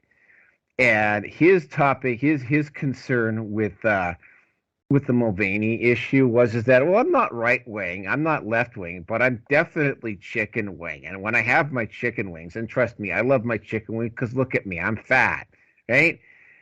I will wash them down with beer, but I'm telling you, I ain't gonna be washing them down with Miller Lite. And it was sort of like, oh, and if you think that this is just and also the secret meeting that Budweiser had with their distributors, telling distributors that this is just going to blow over and to please not reduce purchases on Bud Light. If this is just a blip on the horizon, and the mainstream media actually, and this is no word of a lie. I'm not lying about this. I can't remember the source, but one of the mainstream publications actually had the nerve to say that there was a study that said that the majority of the people out there actually approved of the Miller Lite commercial. Yeah, they actually tried to pull that stunt, and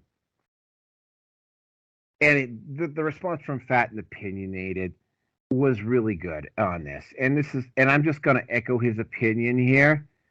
If there's so much support for the trans community over this ad, then I officially double dare. In fact, they should do it. They should actually do it if there's so much support for Dylan Mulvaney and what happened over at Bud Light. Miller Lite, Coors Light, Molson Light, all of them should immediately, if these commercials were so successful and helped boost sales, which they didn't, all three of those, I double dare. I demand that all of those beer companies immediately hire Dylan Mulvaney to do commercials for their products. Yeah, I think it's not going to happen. Why is it not going to happen? Because they know what happened with Bud Light. As this is like the ultimate form of gaslighting. And the thing about it is that, I mean, unlike Nike or L'Oreal or whatever, the people who drink Bud Light, and you're gonna love this. There was a guy, again, somebody on Twitter who actually posted up, life expectancy from people in the South, and they're all the people who are boycotting Bud Light are stupid. And my response to him is, hey, asshole, right? I got some news for you. This boycott isn't just happening in the South. Like, it's not just the South that is boycotting Bud Light, and it's not just conservatives. And it's like, again, if you look at the mainstream media, you would think it was just the far right, but it's not just the far right, because if it was just the far right is not 26% of the entire population of the United States.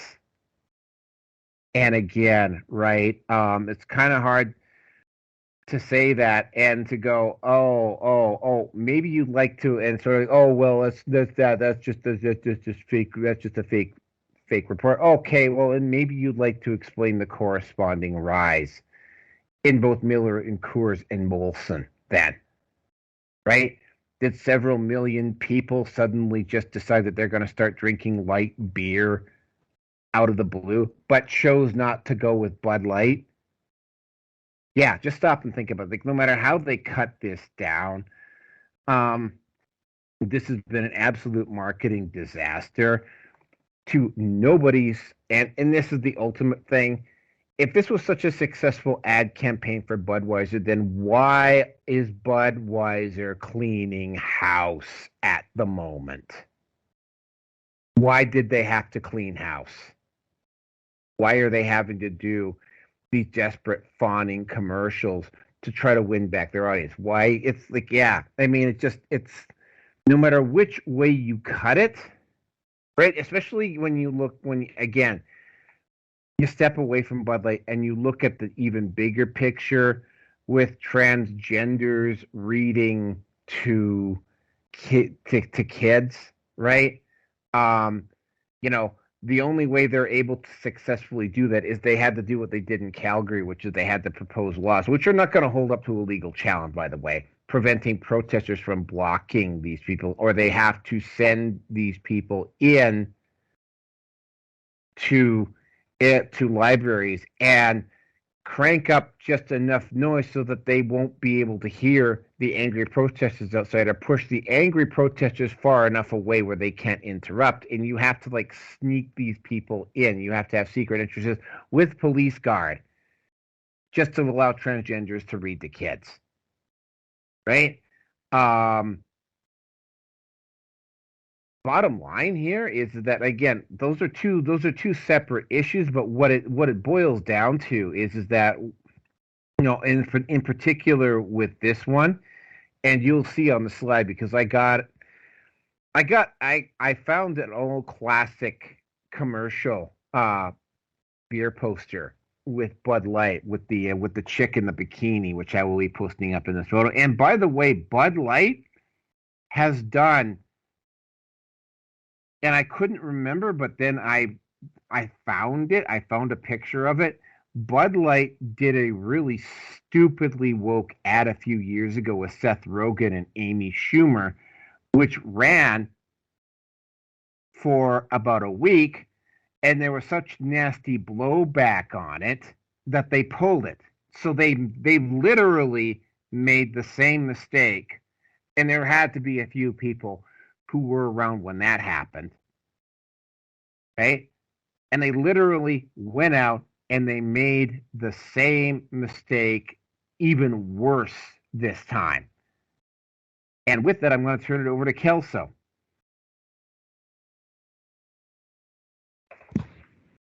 Yeah, there's only one thing that I have to say about all that, and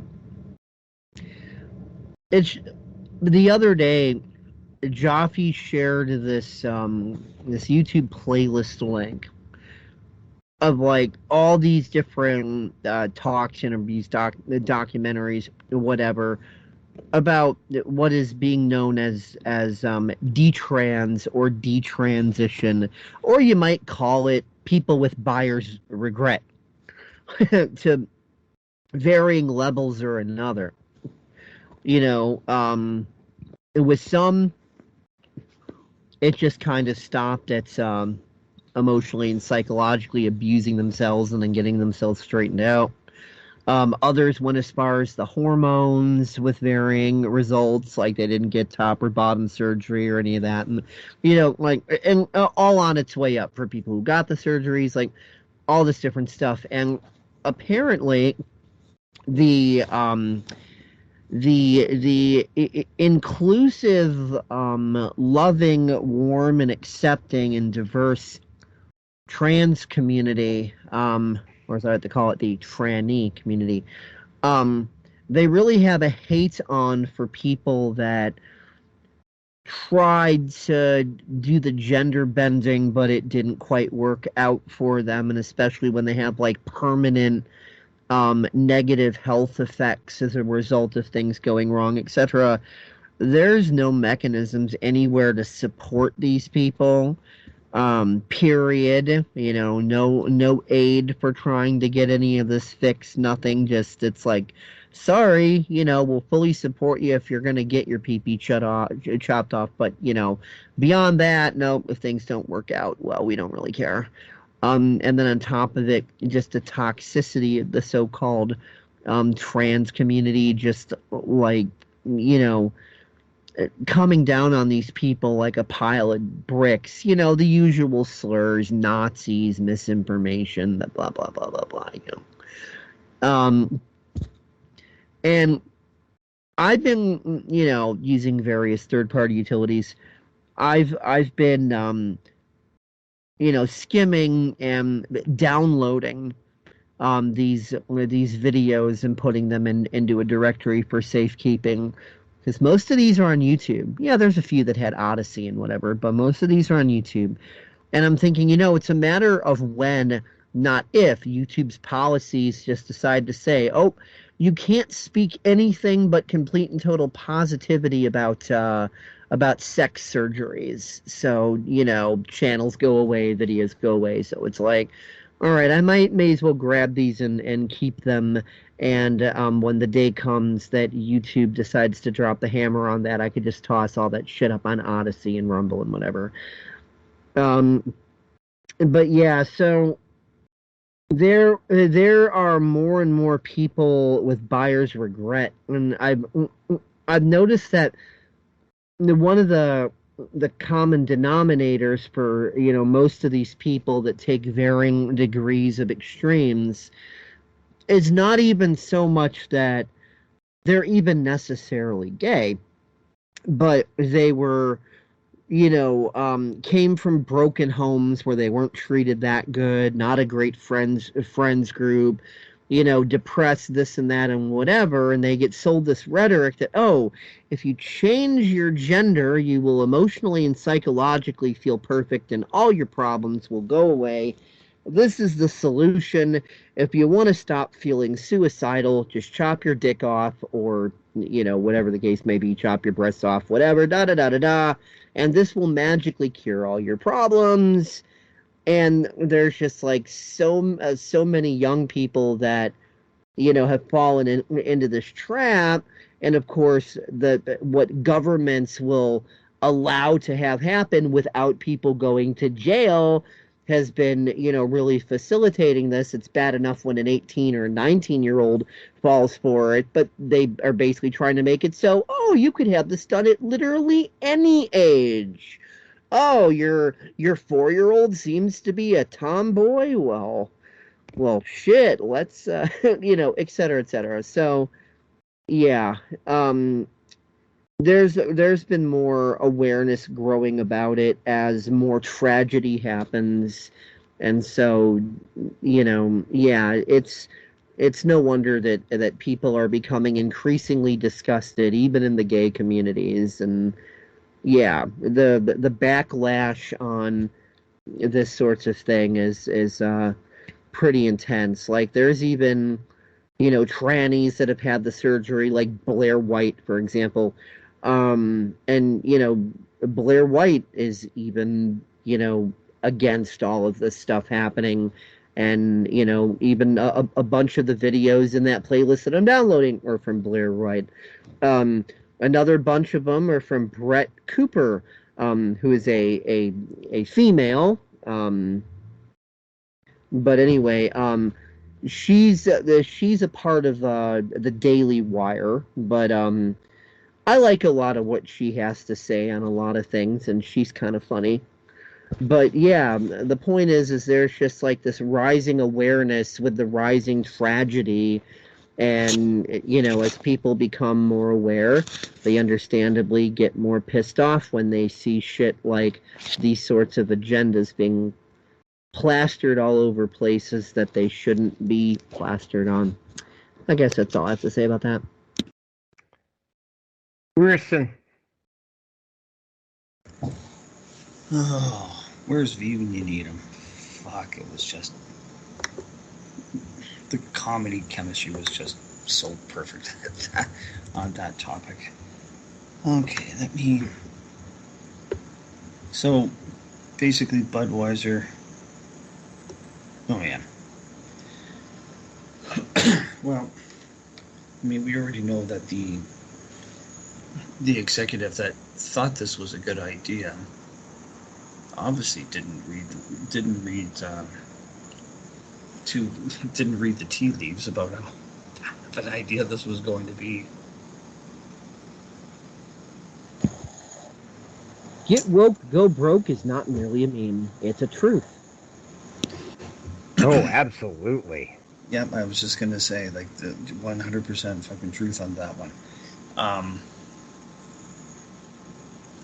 Again, I mean, I've come to have some knowledge about what has to be done for the male side of cutting your dick off and making that plastic pussy, 'cause that's really what it is. I mean, there was an 18-year-old boy. It's actually worse than that. It's an open wound that is continuously, the body is continuously trying to heal it and seal it. Mm-hmm. So they have to constantly, and this is to be for the rest of their life, have to shove in there something called a dilator in order to keep it open. Well, I'll call it a dildo, but you know what the fuck do I? Yeah. The point is, that's not a plastic pussy. The body sees that as, I've literally got a flesh wound. Let's seal that now. Mm-hmm. Well, that's just my polite way to downplay it or to degrade the whole belief that... Well, if you want to degrade it with a name, call it what even the trannies themselves call it, a Barbie pouch. Well, there's no Barbie world there, that's for damn sure. And I don't want to be undressing anybody either, but we'll leave that alone. It's... Oh, my God.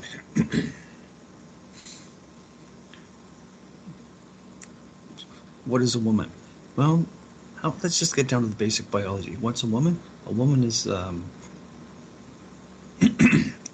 biological woman is a individual that has the female pelvis, which will... when it's time to get ready to give birth. Well, just watch the movie Kindergarten Cop, and the little boy says, "Boys have a penis, girls have a vagina," and Schwarzenegger's like, "Thanks, kid. Good to know." Yeah, oh, exactly. I remember that scene, and I would ask how they thought that this would be a good idea, but. I have to wonder how connected the former VP of Bud Light, like, who is she, like, how is she connected? Like, where is, going back with her education, is she, we should always say, she is a Ivy League educated, elitist kid, rich kid that never actually had to work for a day in her life. Pretty much, yeah. Okay. Well, that maybe says quite a lot. I don't know. But it's... I would like to say that it amazes me that they've done this. But then again, it was also pointed out on Telegram, at least anyway, that the CEO of Budweiser worked for the CIA for about 5 years. So... I'm kind of thinking that this could very well be, I don't know, a deliberate hit piece to try to force society, American society at least anyway, in a different direction, and it fucking utterly failed. And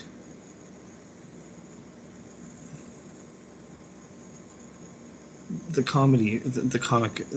comical video that I sent you, Naroki, where you basically said, I love this whole thing about Bud Light, being taken out and brought out to the shed and have the living shit beaten out of it.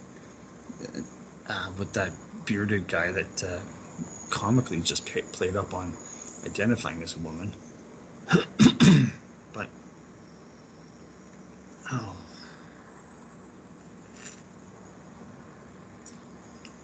I have to wonder how many men or women, for that matter, or someone to basically step up and say, like, this is actually going to be a bad idea. Are there any of them left in the boardrooms? Are there anybody left within the corporate structure? Or is it just now kind of, well, this is it, and everybody just fully and happily says this is going to be a great idea, and they're lining up at the trough for the leftover corn, shall we say, that they're all eating it up and saying it's all great. When I go and buy beer, I don't buy typically brand name beers. I like the local stuff. There's a brewery out in Saskatoon, I believe. Original 16, they've got some nice stuff. I haven't had Kokanee, which is a brand of beer up here in Canada. I haven't had Kokanee in, good God, 20 years. Kokanee Gold was the last one I had. It had a different taste to it. But it's part of the Molson Coors umbrella.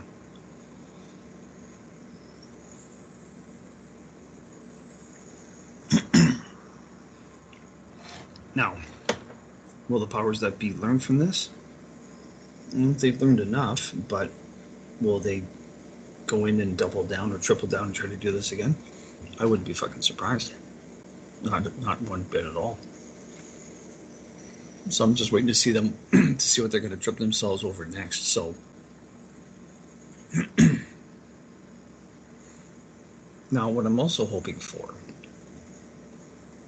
is that Dylan Mulvaney is going to fade away into obscurity. Because there's no walking back from that. I mean, you are the face of corporate failure. You are the face of a social experiment that is starting to, my opinion is that it's in the beginning stages of unraveling at this point. You are the face of soy. Pretty much, yeah. God. I mean, I've seen a couple of videos of this woman. Whoa, man. That's exciting. What is? Oh, whoa, that's not right. And I'm sorry, but you should have just stayed and just come out of the closet to say, I'm gay. That just would have been a whole lot easier. But, again, when you're on the Ellen DeGenerate show and you're a contestant on The Price is Right, there's nothing real about this person to begin with anyway. Because I know that there is a selection process. I mean, Price is Right. Which station is that? CBS? I'm thinking ABC, but I'm probably wrong. I don't know. Anyway, it doesn't matter. And it's just fucking wrong. But whatever. Like I've said before, and I'll say it again, what the fuck do I know? I know what a woman is. I know what a man is. And if dude wants to dress like a lady, okay. Stay away from kids for story time, that's fine. Stay away from the kids. But it's...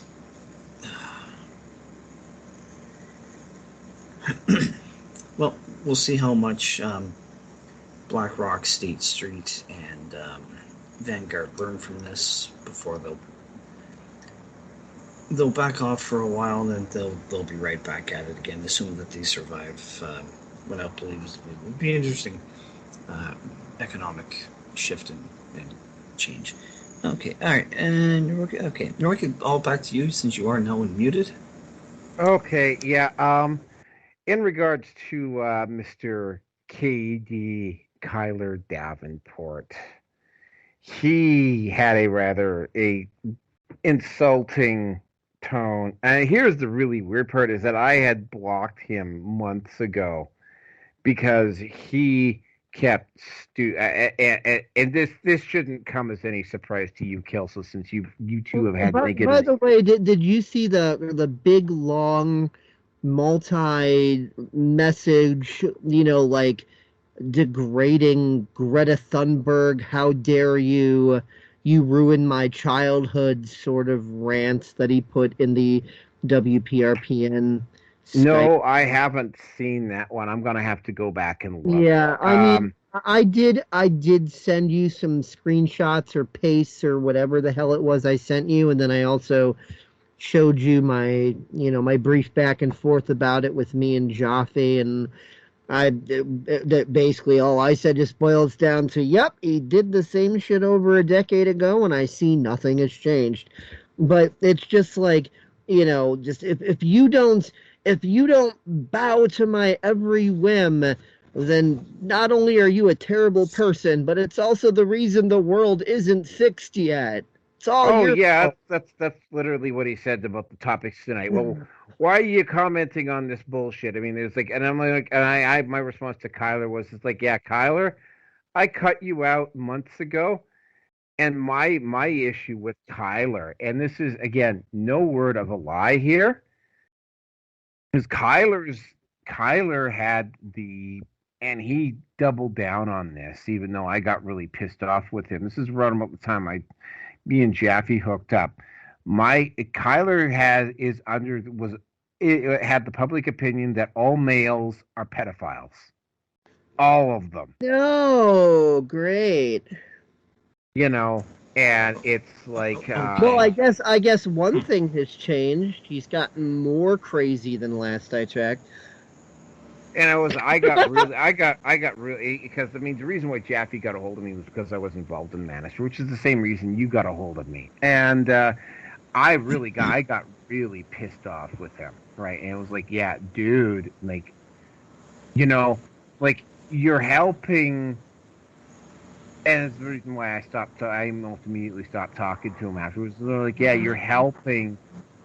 You claim to be alternative. You claim to be hooked into the alt community, yet you parrot. But he's helping the divide and conquer, just like so many so-called truthers.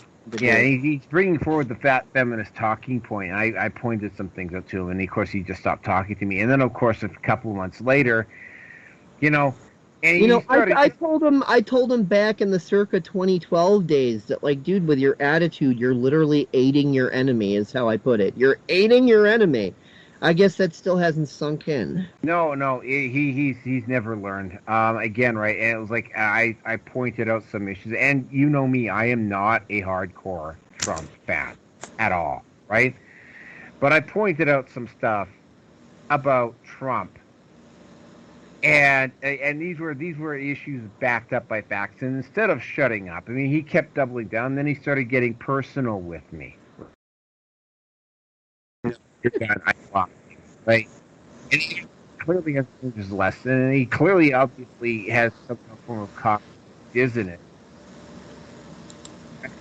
Well, I just don't let him get to me, and I laugh, and that's why he doesn't bother with me. No, He once admitted to me that he loves getting a rise out of people. Yeah, well, that's the reason why I blocked him. It's like, I mean, it's like if he's going to act that way, then there's no point having a discussion with them. Mm-hmm. So anyway, that's what I just sent him a response saying, Kyler, I cut you out of my life months ago. I have no desire to reconnect with you, and don't talk to me again. And that was basically it. Anyway, let's move on to the next topic, because this one, it hits really close to home. This is Bill C-11.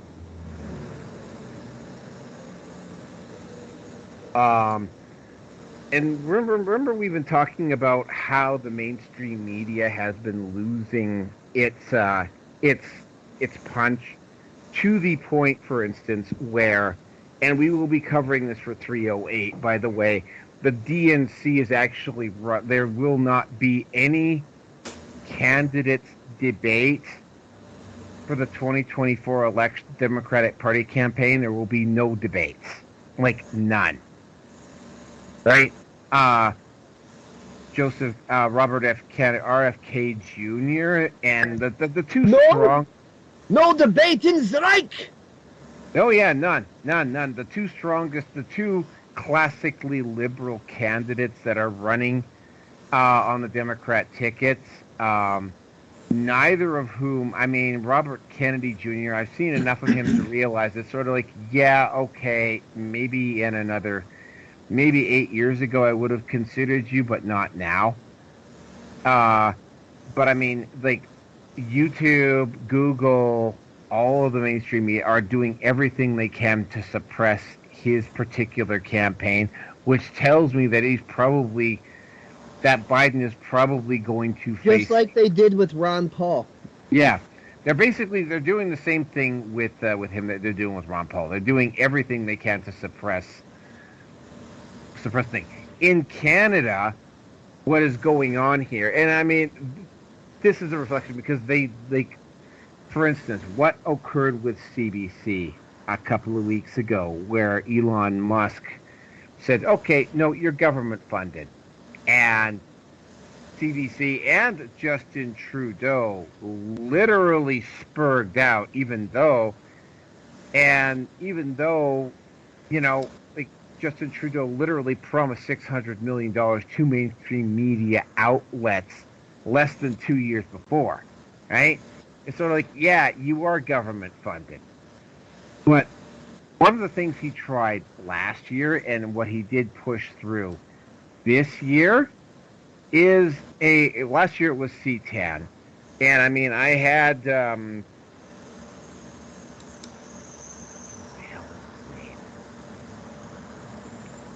guy with the, Jesus, I should remember this guy's name. Hold on a second. DDJ. I had DDJ take a look at the bill.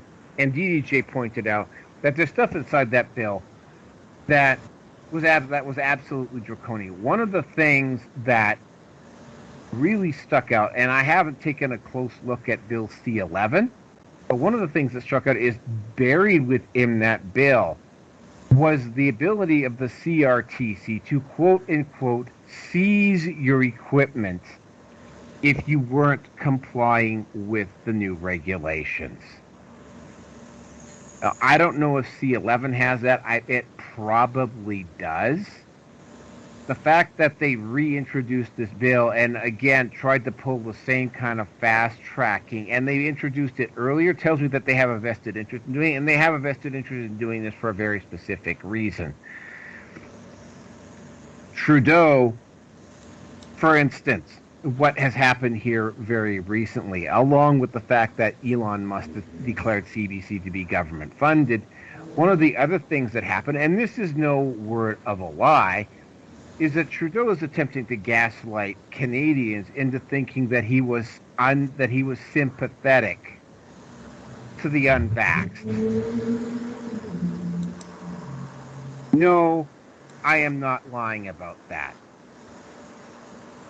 He is literally going on mainstream media and blatantly lying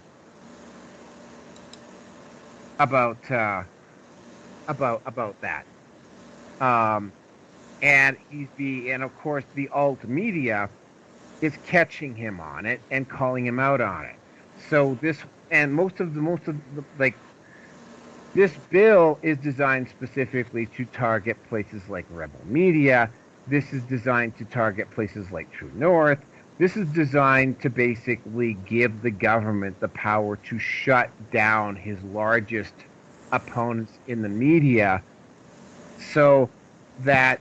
I will say Rebel Media is controlled opposition. Yes, they are, but I mean, they are... Hold on, let me finish. Particularly of the Israeli variety, but even so, there is still a lot of good stuff they put out, even though it's still kind of gatekeepy, but there is still a lot of good stuff they put out.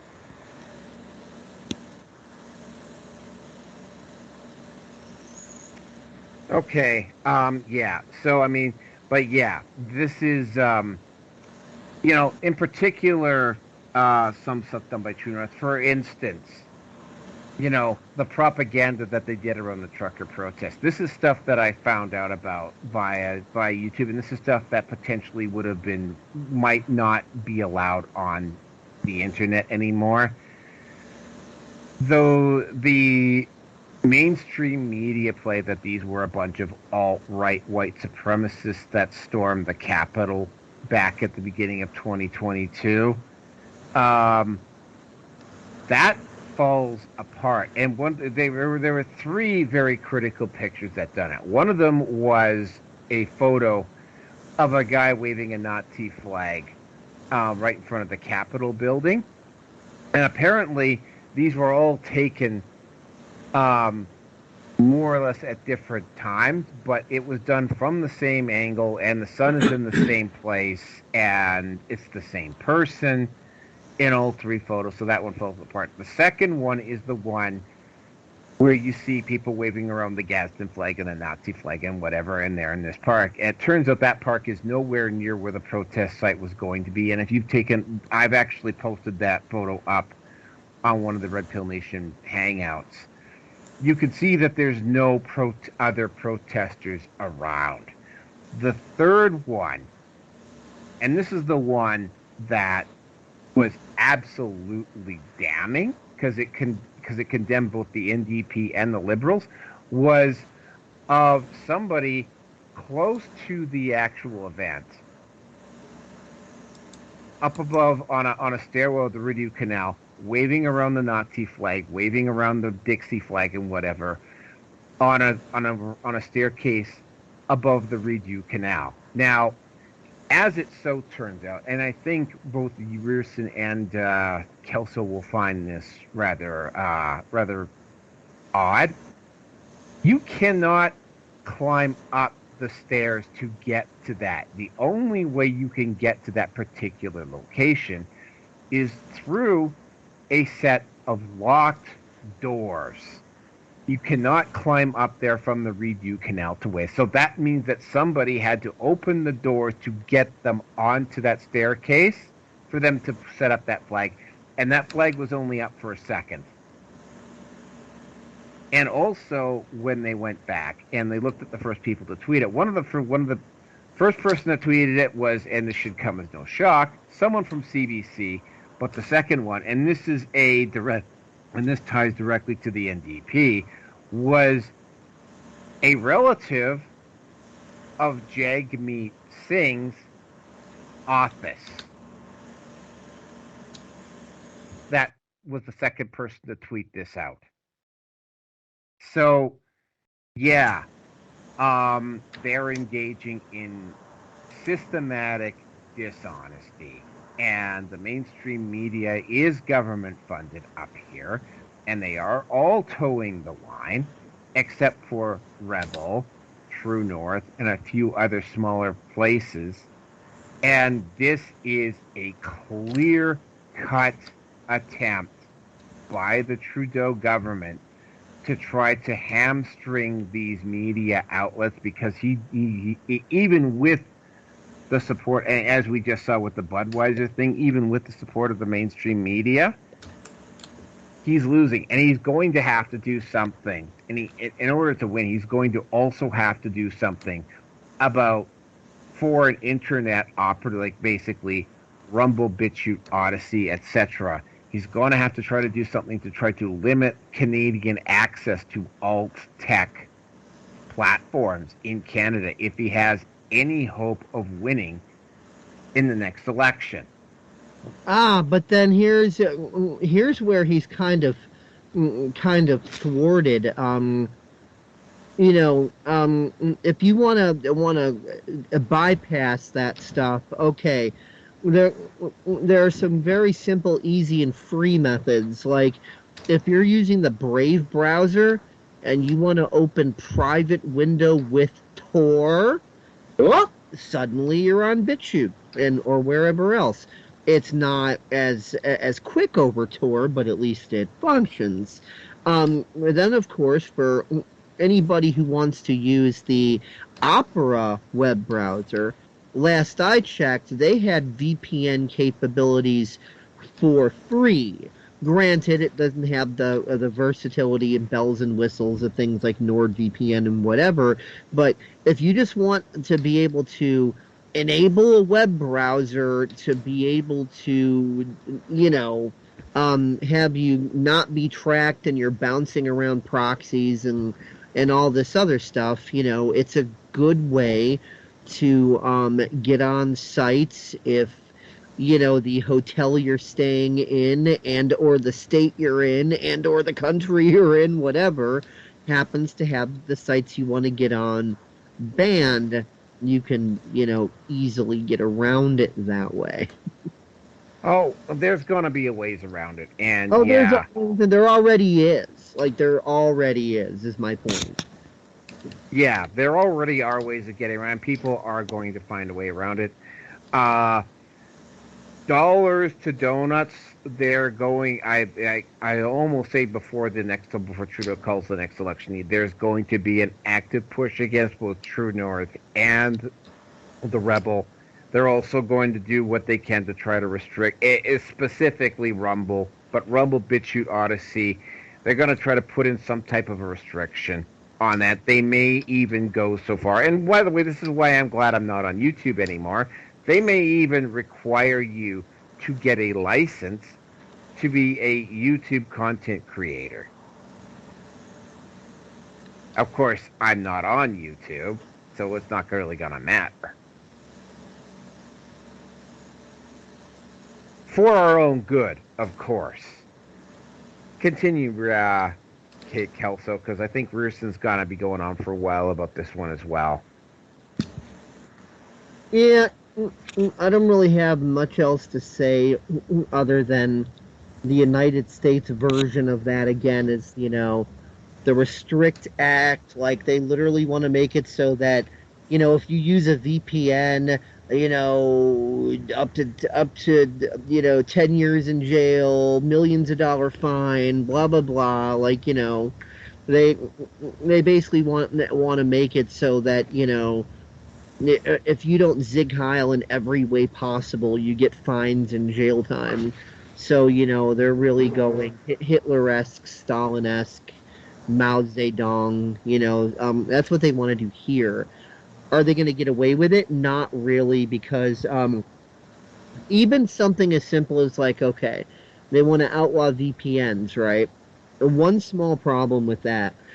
So many medium to large companies that have multiple locations all over the place use private VPNs to, connect their own local area networks, like having nothing to do with, having users using the internet and going on sites or whatever, but just their own internal office stuff.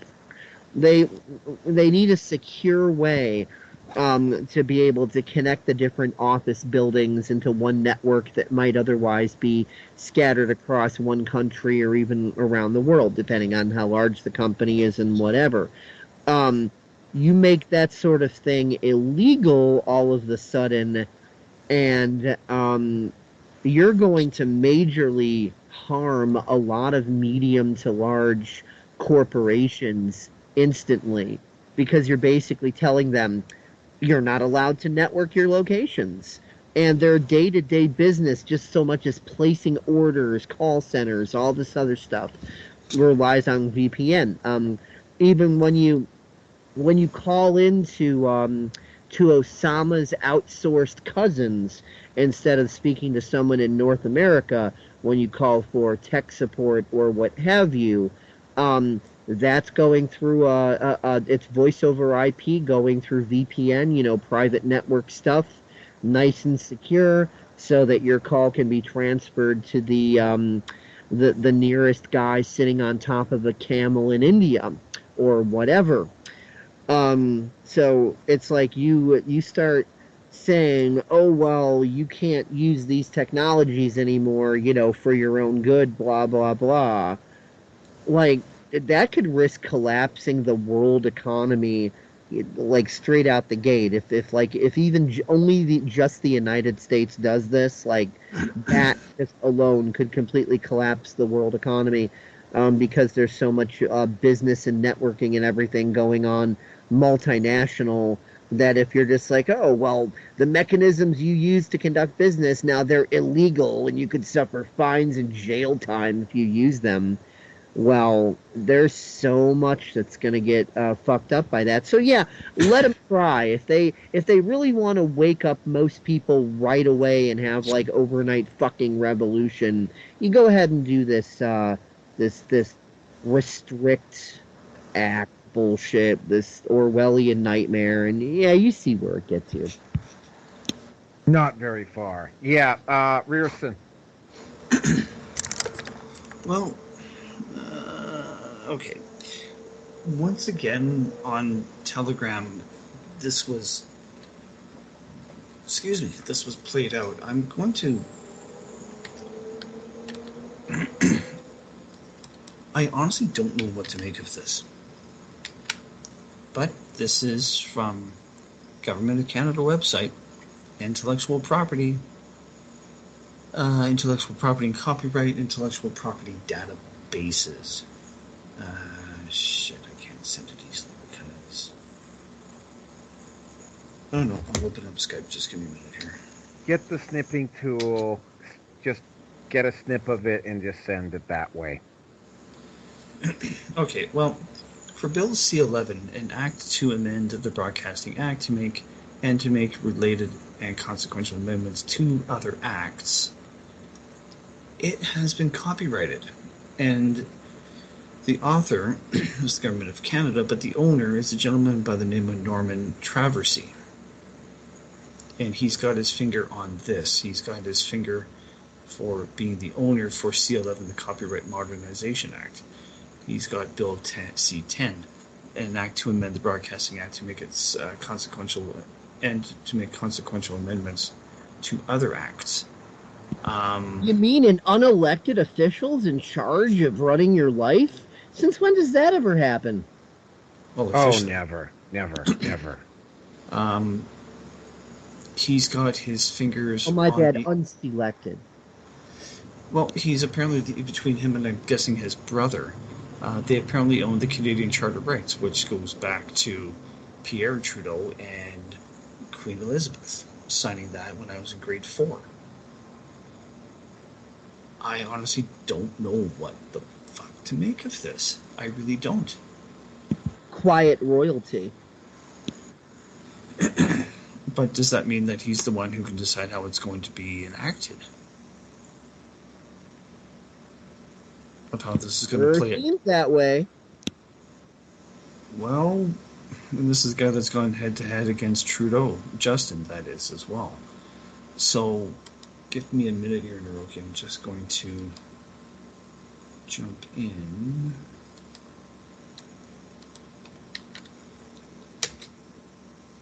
So, you can take a look at this one. Like I said, I'm not sure what the fuck to make of this. I really don't. And he's got his fingers on 17 bills or acts or whatever in one form or another. He's got with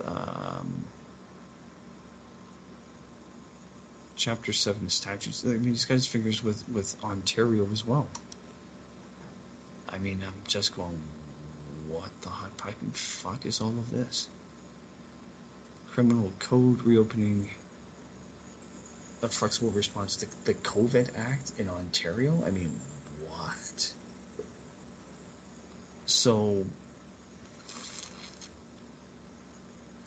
like I said, for me, this one, unfortunately, this is really a head scratcher. I'd like to get DDJ's take on this. If you can make heads and tails of it.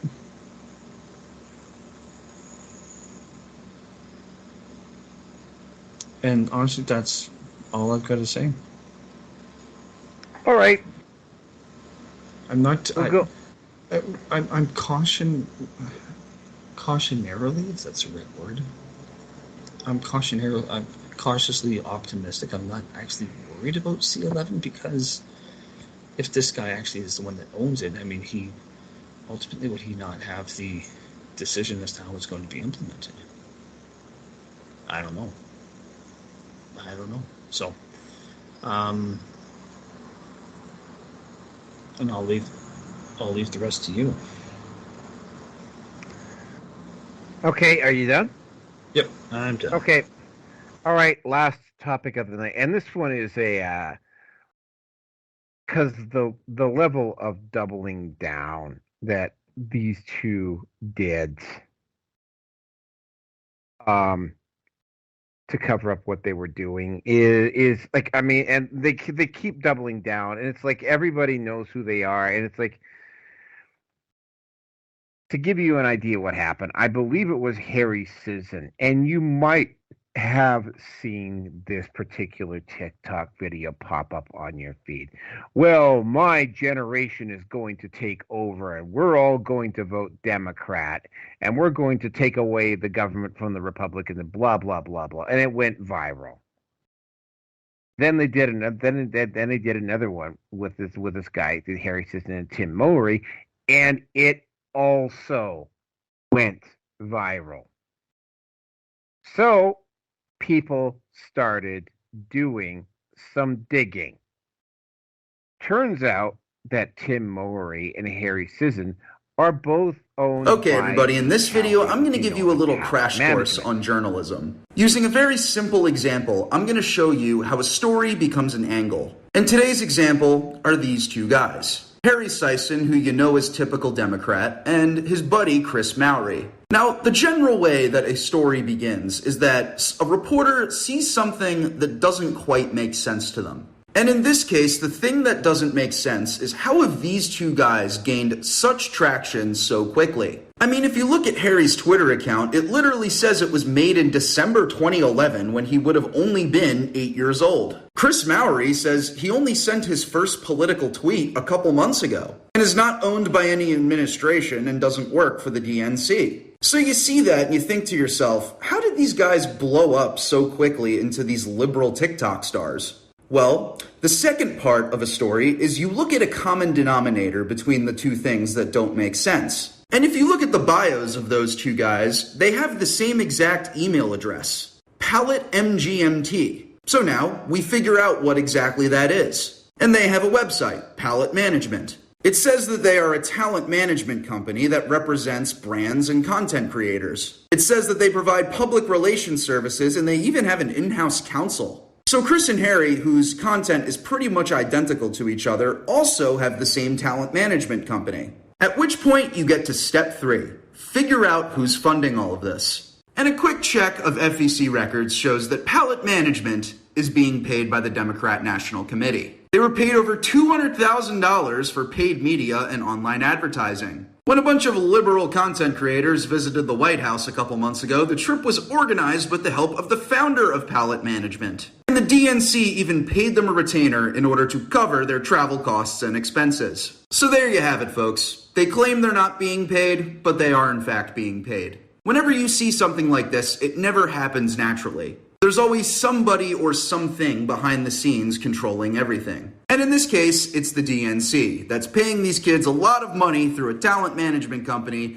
in order to spread their propaganda online. If I wanted to go even further on this story, I would look up what their parents do for a living. If I had to take a wild guess, I would say that it's probably something corporate in high finance, something that would get you very well connected politically. And finally, you come up with a juicy headline to put on top of it. Tell me what you think this one should be in the comments.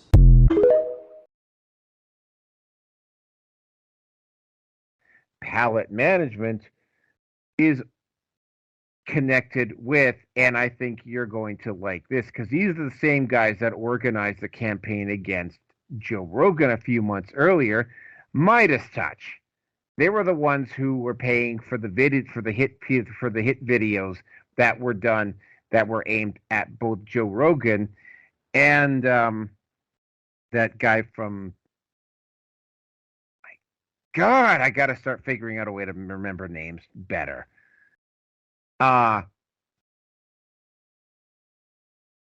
it'll come to me. But it's like, yeah, Midas Touch were the ones who are orchestrating the campaign against Joe Rogan.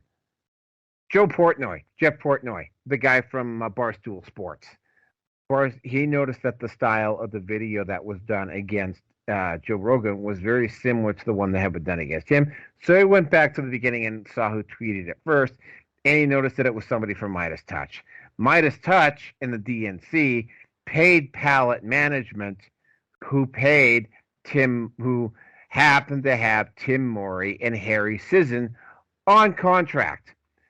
And if you take a look at the video itself and the way it's produced and the way it's shot and the way these guys nailed their lines every single time, you start, and again, right, people who are in the industry can see a rehearsed video versus a professional shot video, even one shot on low grade video on a video camcorder versus one that's done with somebody who just has a video that goes viral off the cuff. And again, even when a video does go viral, it is extremely rare that a second video also goes viral. The moment they got caught, Harry Sisson blocked, I won't say he blocked, but he only allowed approved comments on his Twitter feed. The response video they did about this, where he said, oh, well, we're not getting paid by the Democrat Party. And it's sort of like that's the same level of BS that George W. Bush and the Bush administration were using about torturing prisoners in Pakistan. Oh, well, we're not doing it. No, you weren't doing it, but you were giving money to contractors and they were doing it. This is the same thing. No, the DNC did not directly pay Tim Mowery and Harry Sisson to do these videos. They hired a contractor who then paid them. And by the way, they did not get the full $210,000 because Palette Management and Midas Touch also had to have their cut. And of course, it didn't help that both of these, specifically Harry Sisson, suddenly decided to block comments on their Twitter feed when this got revealed. And of course, they also pulled the response video because they realized that it was going to fall apart. Because it's sort of like, well, no, you're not getting paid. They said they weren't being paid by the Democratic National Committee. Well, they're not being paid by the Democratic National Committee. They're being paid by contractors.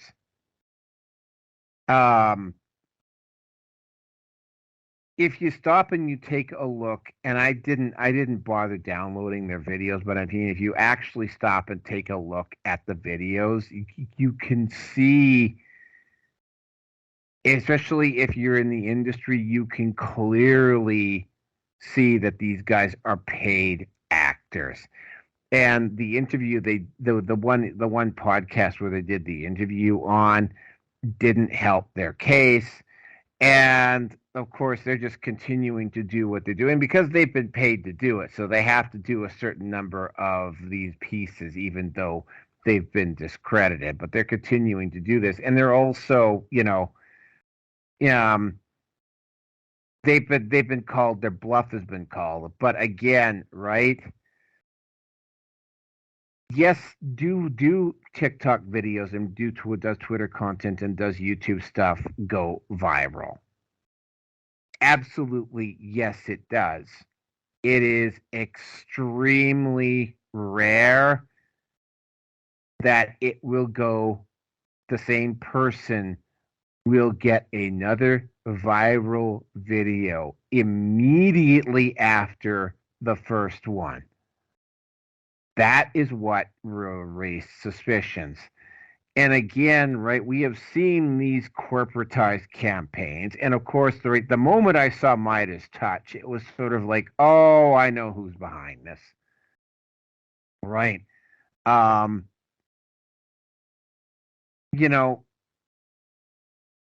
That's the thing, that's the beauty of the internet, is that, I mean, when you post these videos up, people can do the back checking. People can go to your LinkedIn accounts. People can go to your other social media accounts. They can do a deep dive. That's why, for instance, when that shooter in Nashville got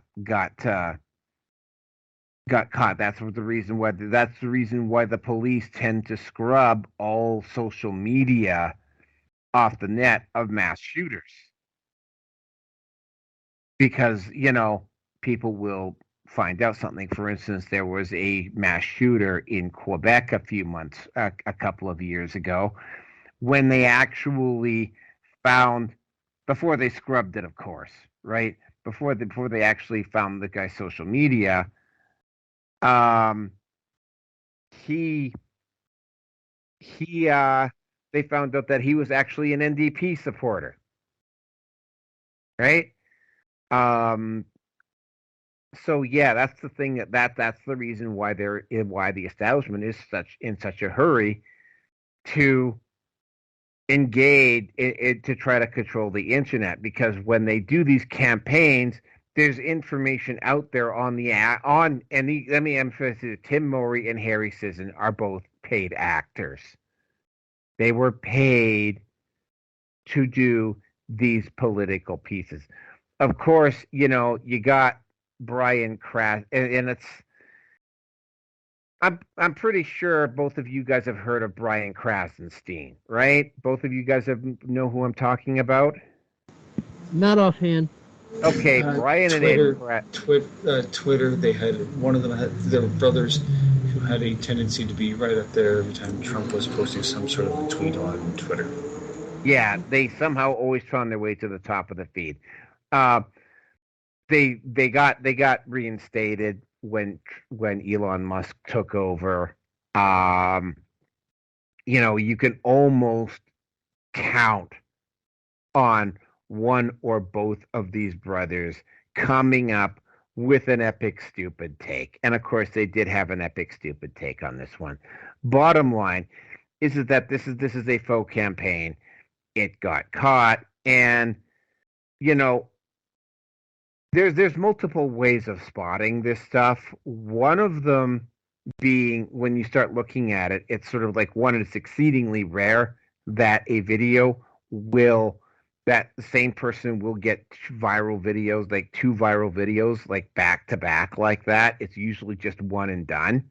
The other one is that, yeah, it's a low grade video camera, but you'll notice that these guys aren't flubbing up their lines.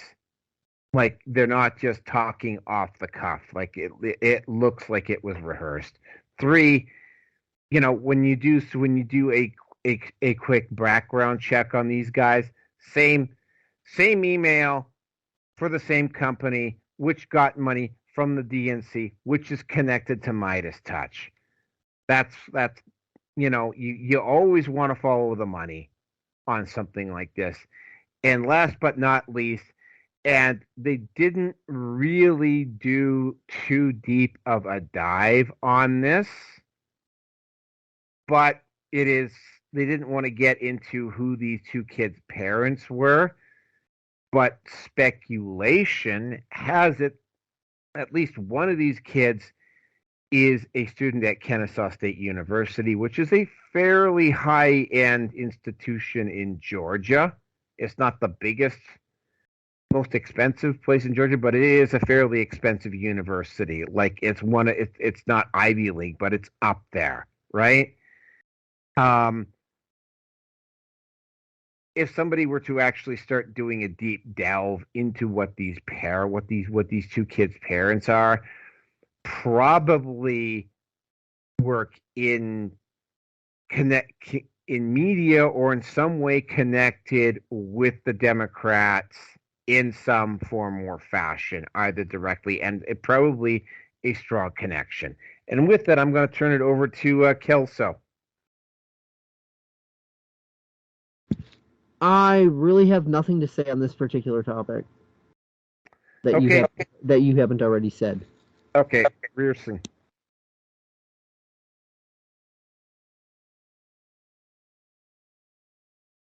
Rearson.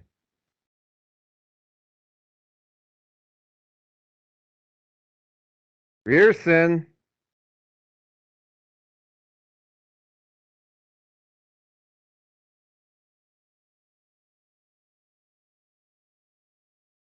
Hello, Rearson, are you there? I think Klaus Schwab might have kidnapped him for a few rough nights of anal sex. I mean, that's just a conspiracy theory that I have. But, you gotta speculate when you're in the middle of silence.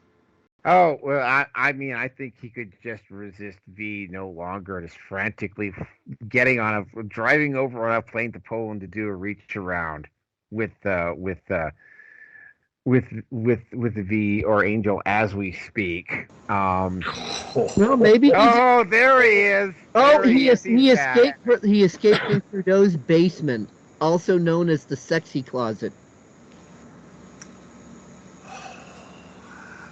Yeah, we're not going to talk about Angel, but that's okay. That's okay.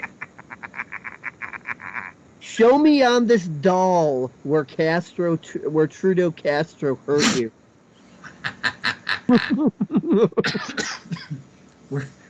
we're illegitimate Castro. He violated me. Oh, wait a minute! He lost his rather large supply of Orange Man bad handball while wearing his tinfoil hat hat. Oh, that's what's happening to me. Oh. This is what happens when you go silent. I didn't. Especially on the Red Pill Nation. Anyway, Mowery and Sisson paid Dad Gen Z Democrat TikTok shills. Okay, yeah. Take us out on this one. Well, what's being said enough on alt media typically is that we're in irregular warfare, and this kind of tactic really shouldn't be that surprising to most people. I mean, we've been in something like this already with, we were talking about it earlier tonight, with the Operation Mockingbird industrial complex called the news, the channels. You're being told a vision and you're being programmed.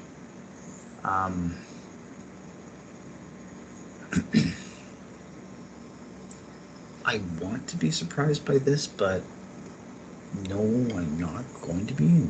It's sad for the current state of affairs, but how many contractors, that's been brought up already tonight,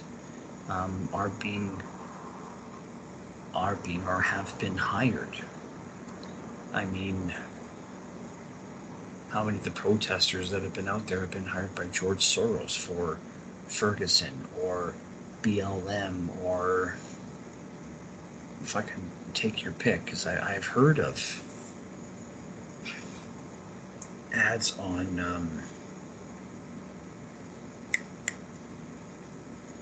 for fuck's sakes, online ads for actors, stand-ins, fill-ins, whatever. I mean, there was that one guy, this old guy, that was photographed like 4 fucking times at political rallies or protests or whatever. One of them where he was getting the shit beaten out of him. He looked pretty damn fine the next time he was out. So,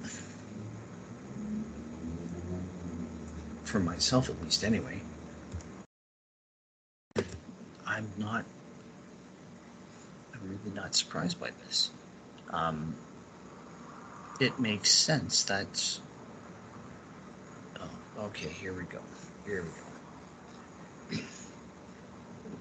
These two are basically useful idiots, to use the phrase. I believe it was Lyndon that had coined that phrase or put that one together.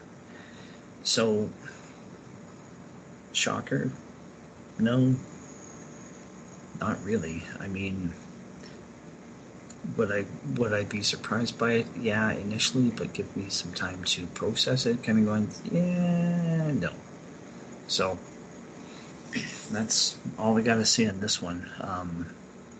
Politics at this point, it's going to still be really fucking dirty, and I expect dirty tricks like this to come through. So that's all I got, man. That's all I got. Okay, that concludes this particular episode. 308 is looking like it's interesting. Just letting you all know. It's looking like I got Monday, Tuesday, Wednesday, Thursday off for the next month. So we will be going on Wednesdays from now on. I'm working over the weekends. Thank you, everybody, for showing up tonight. I am going to be posting up 306 and 307. I am probably only going to go back as far as 300 to start doing my posting runs. Those take an extremely long time to do because you got Facebook, Gab, MeWe, Minds, and some other websites, and they can take anywhere between 5 and 8 hours to do, depending upon how busy I am. So it's not something that's an easy run to do. So I'm probably gonna skip a few episodes. We will be going again when same time, same channel on Wednesday, unless somebody wants to do something different. But yeah, as of for the next month, Monday, Tuesday, Wednesday, not this week, but Monday, Tuesday, Wednesday, Thursday nights are going to be my free days for the next month or so. And with that, we are done. Thank you very much for showing up. Remember, like, subscribe, talk to you later. Just remember, question everything. And yes, to quote Kelso, this show has been brought to you by Pfizer because why, Kelso? Everything has been brought to you by Pfizer and BlackRock.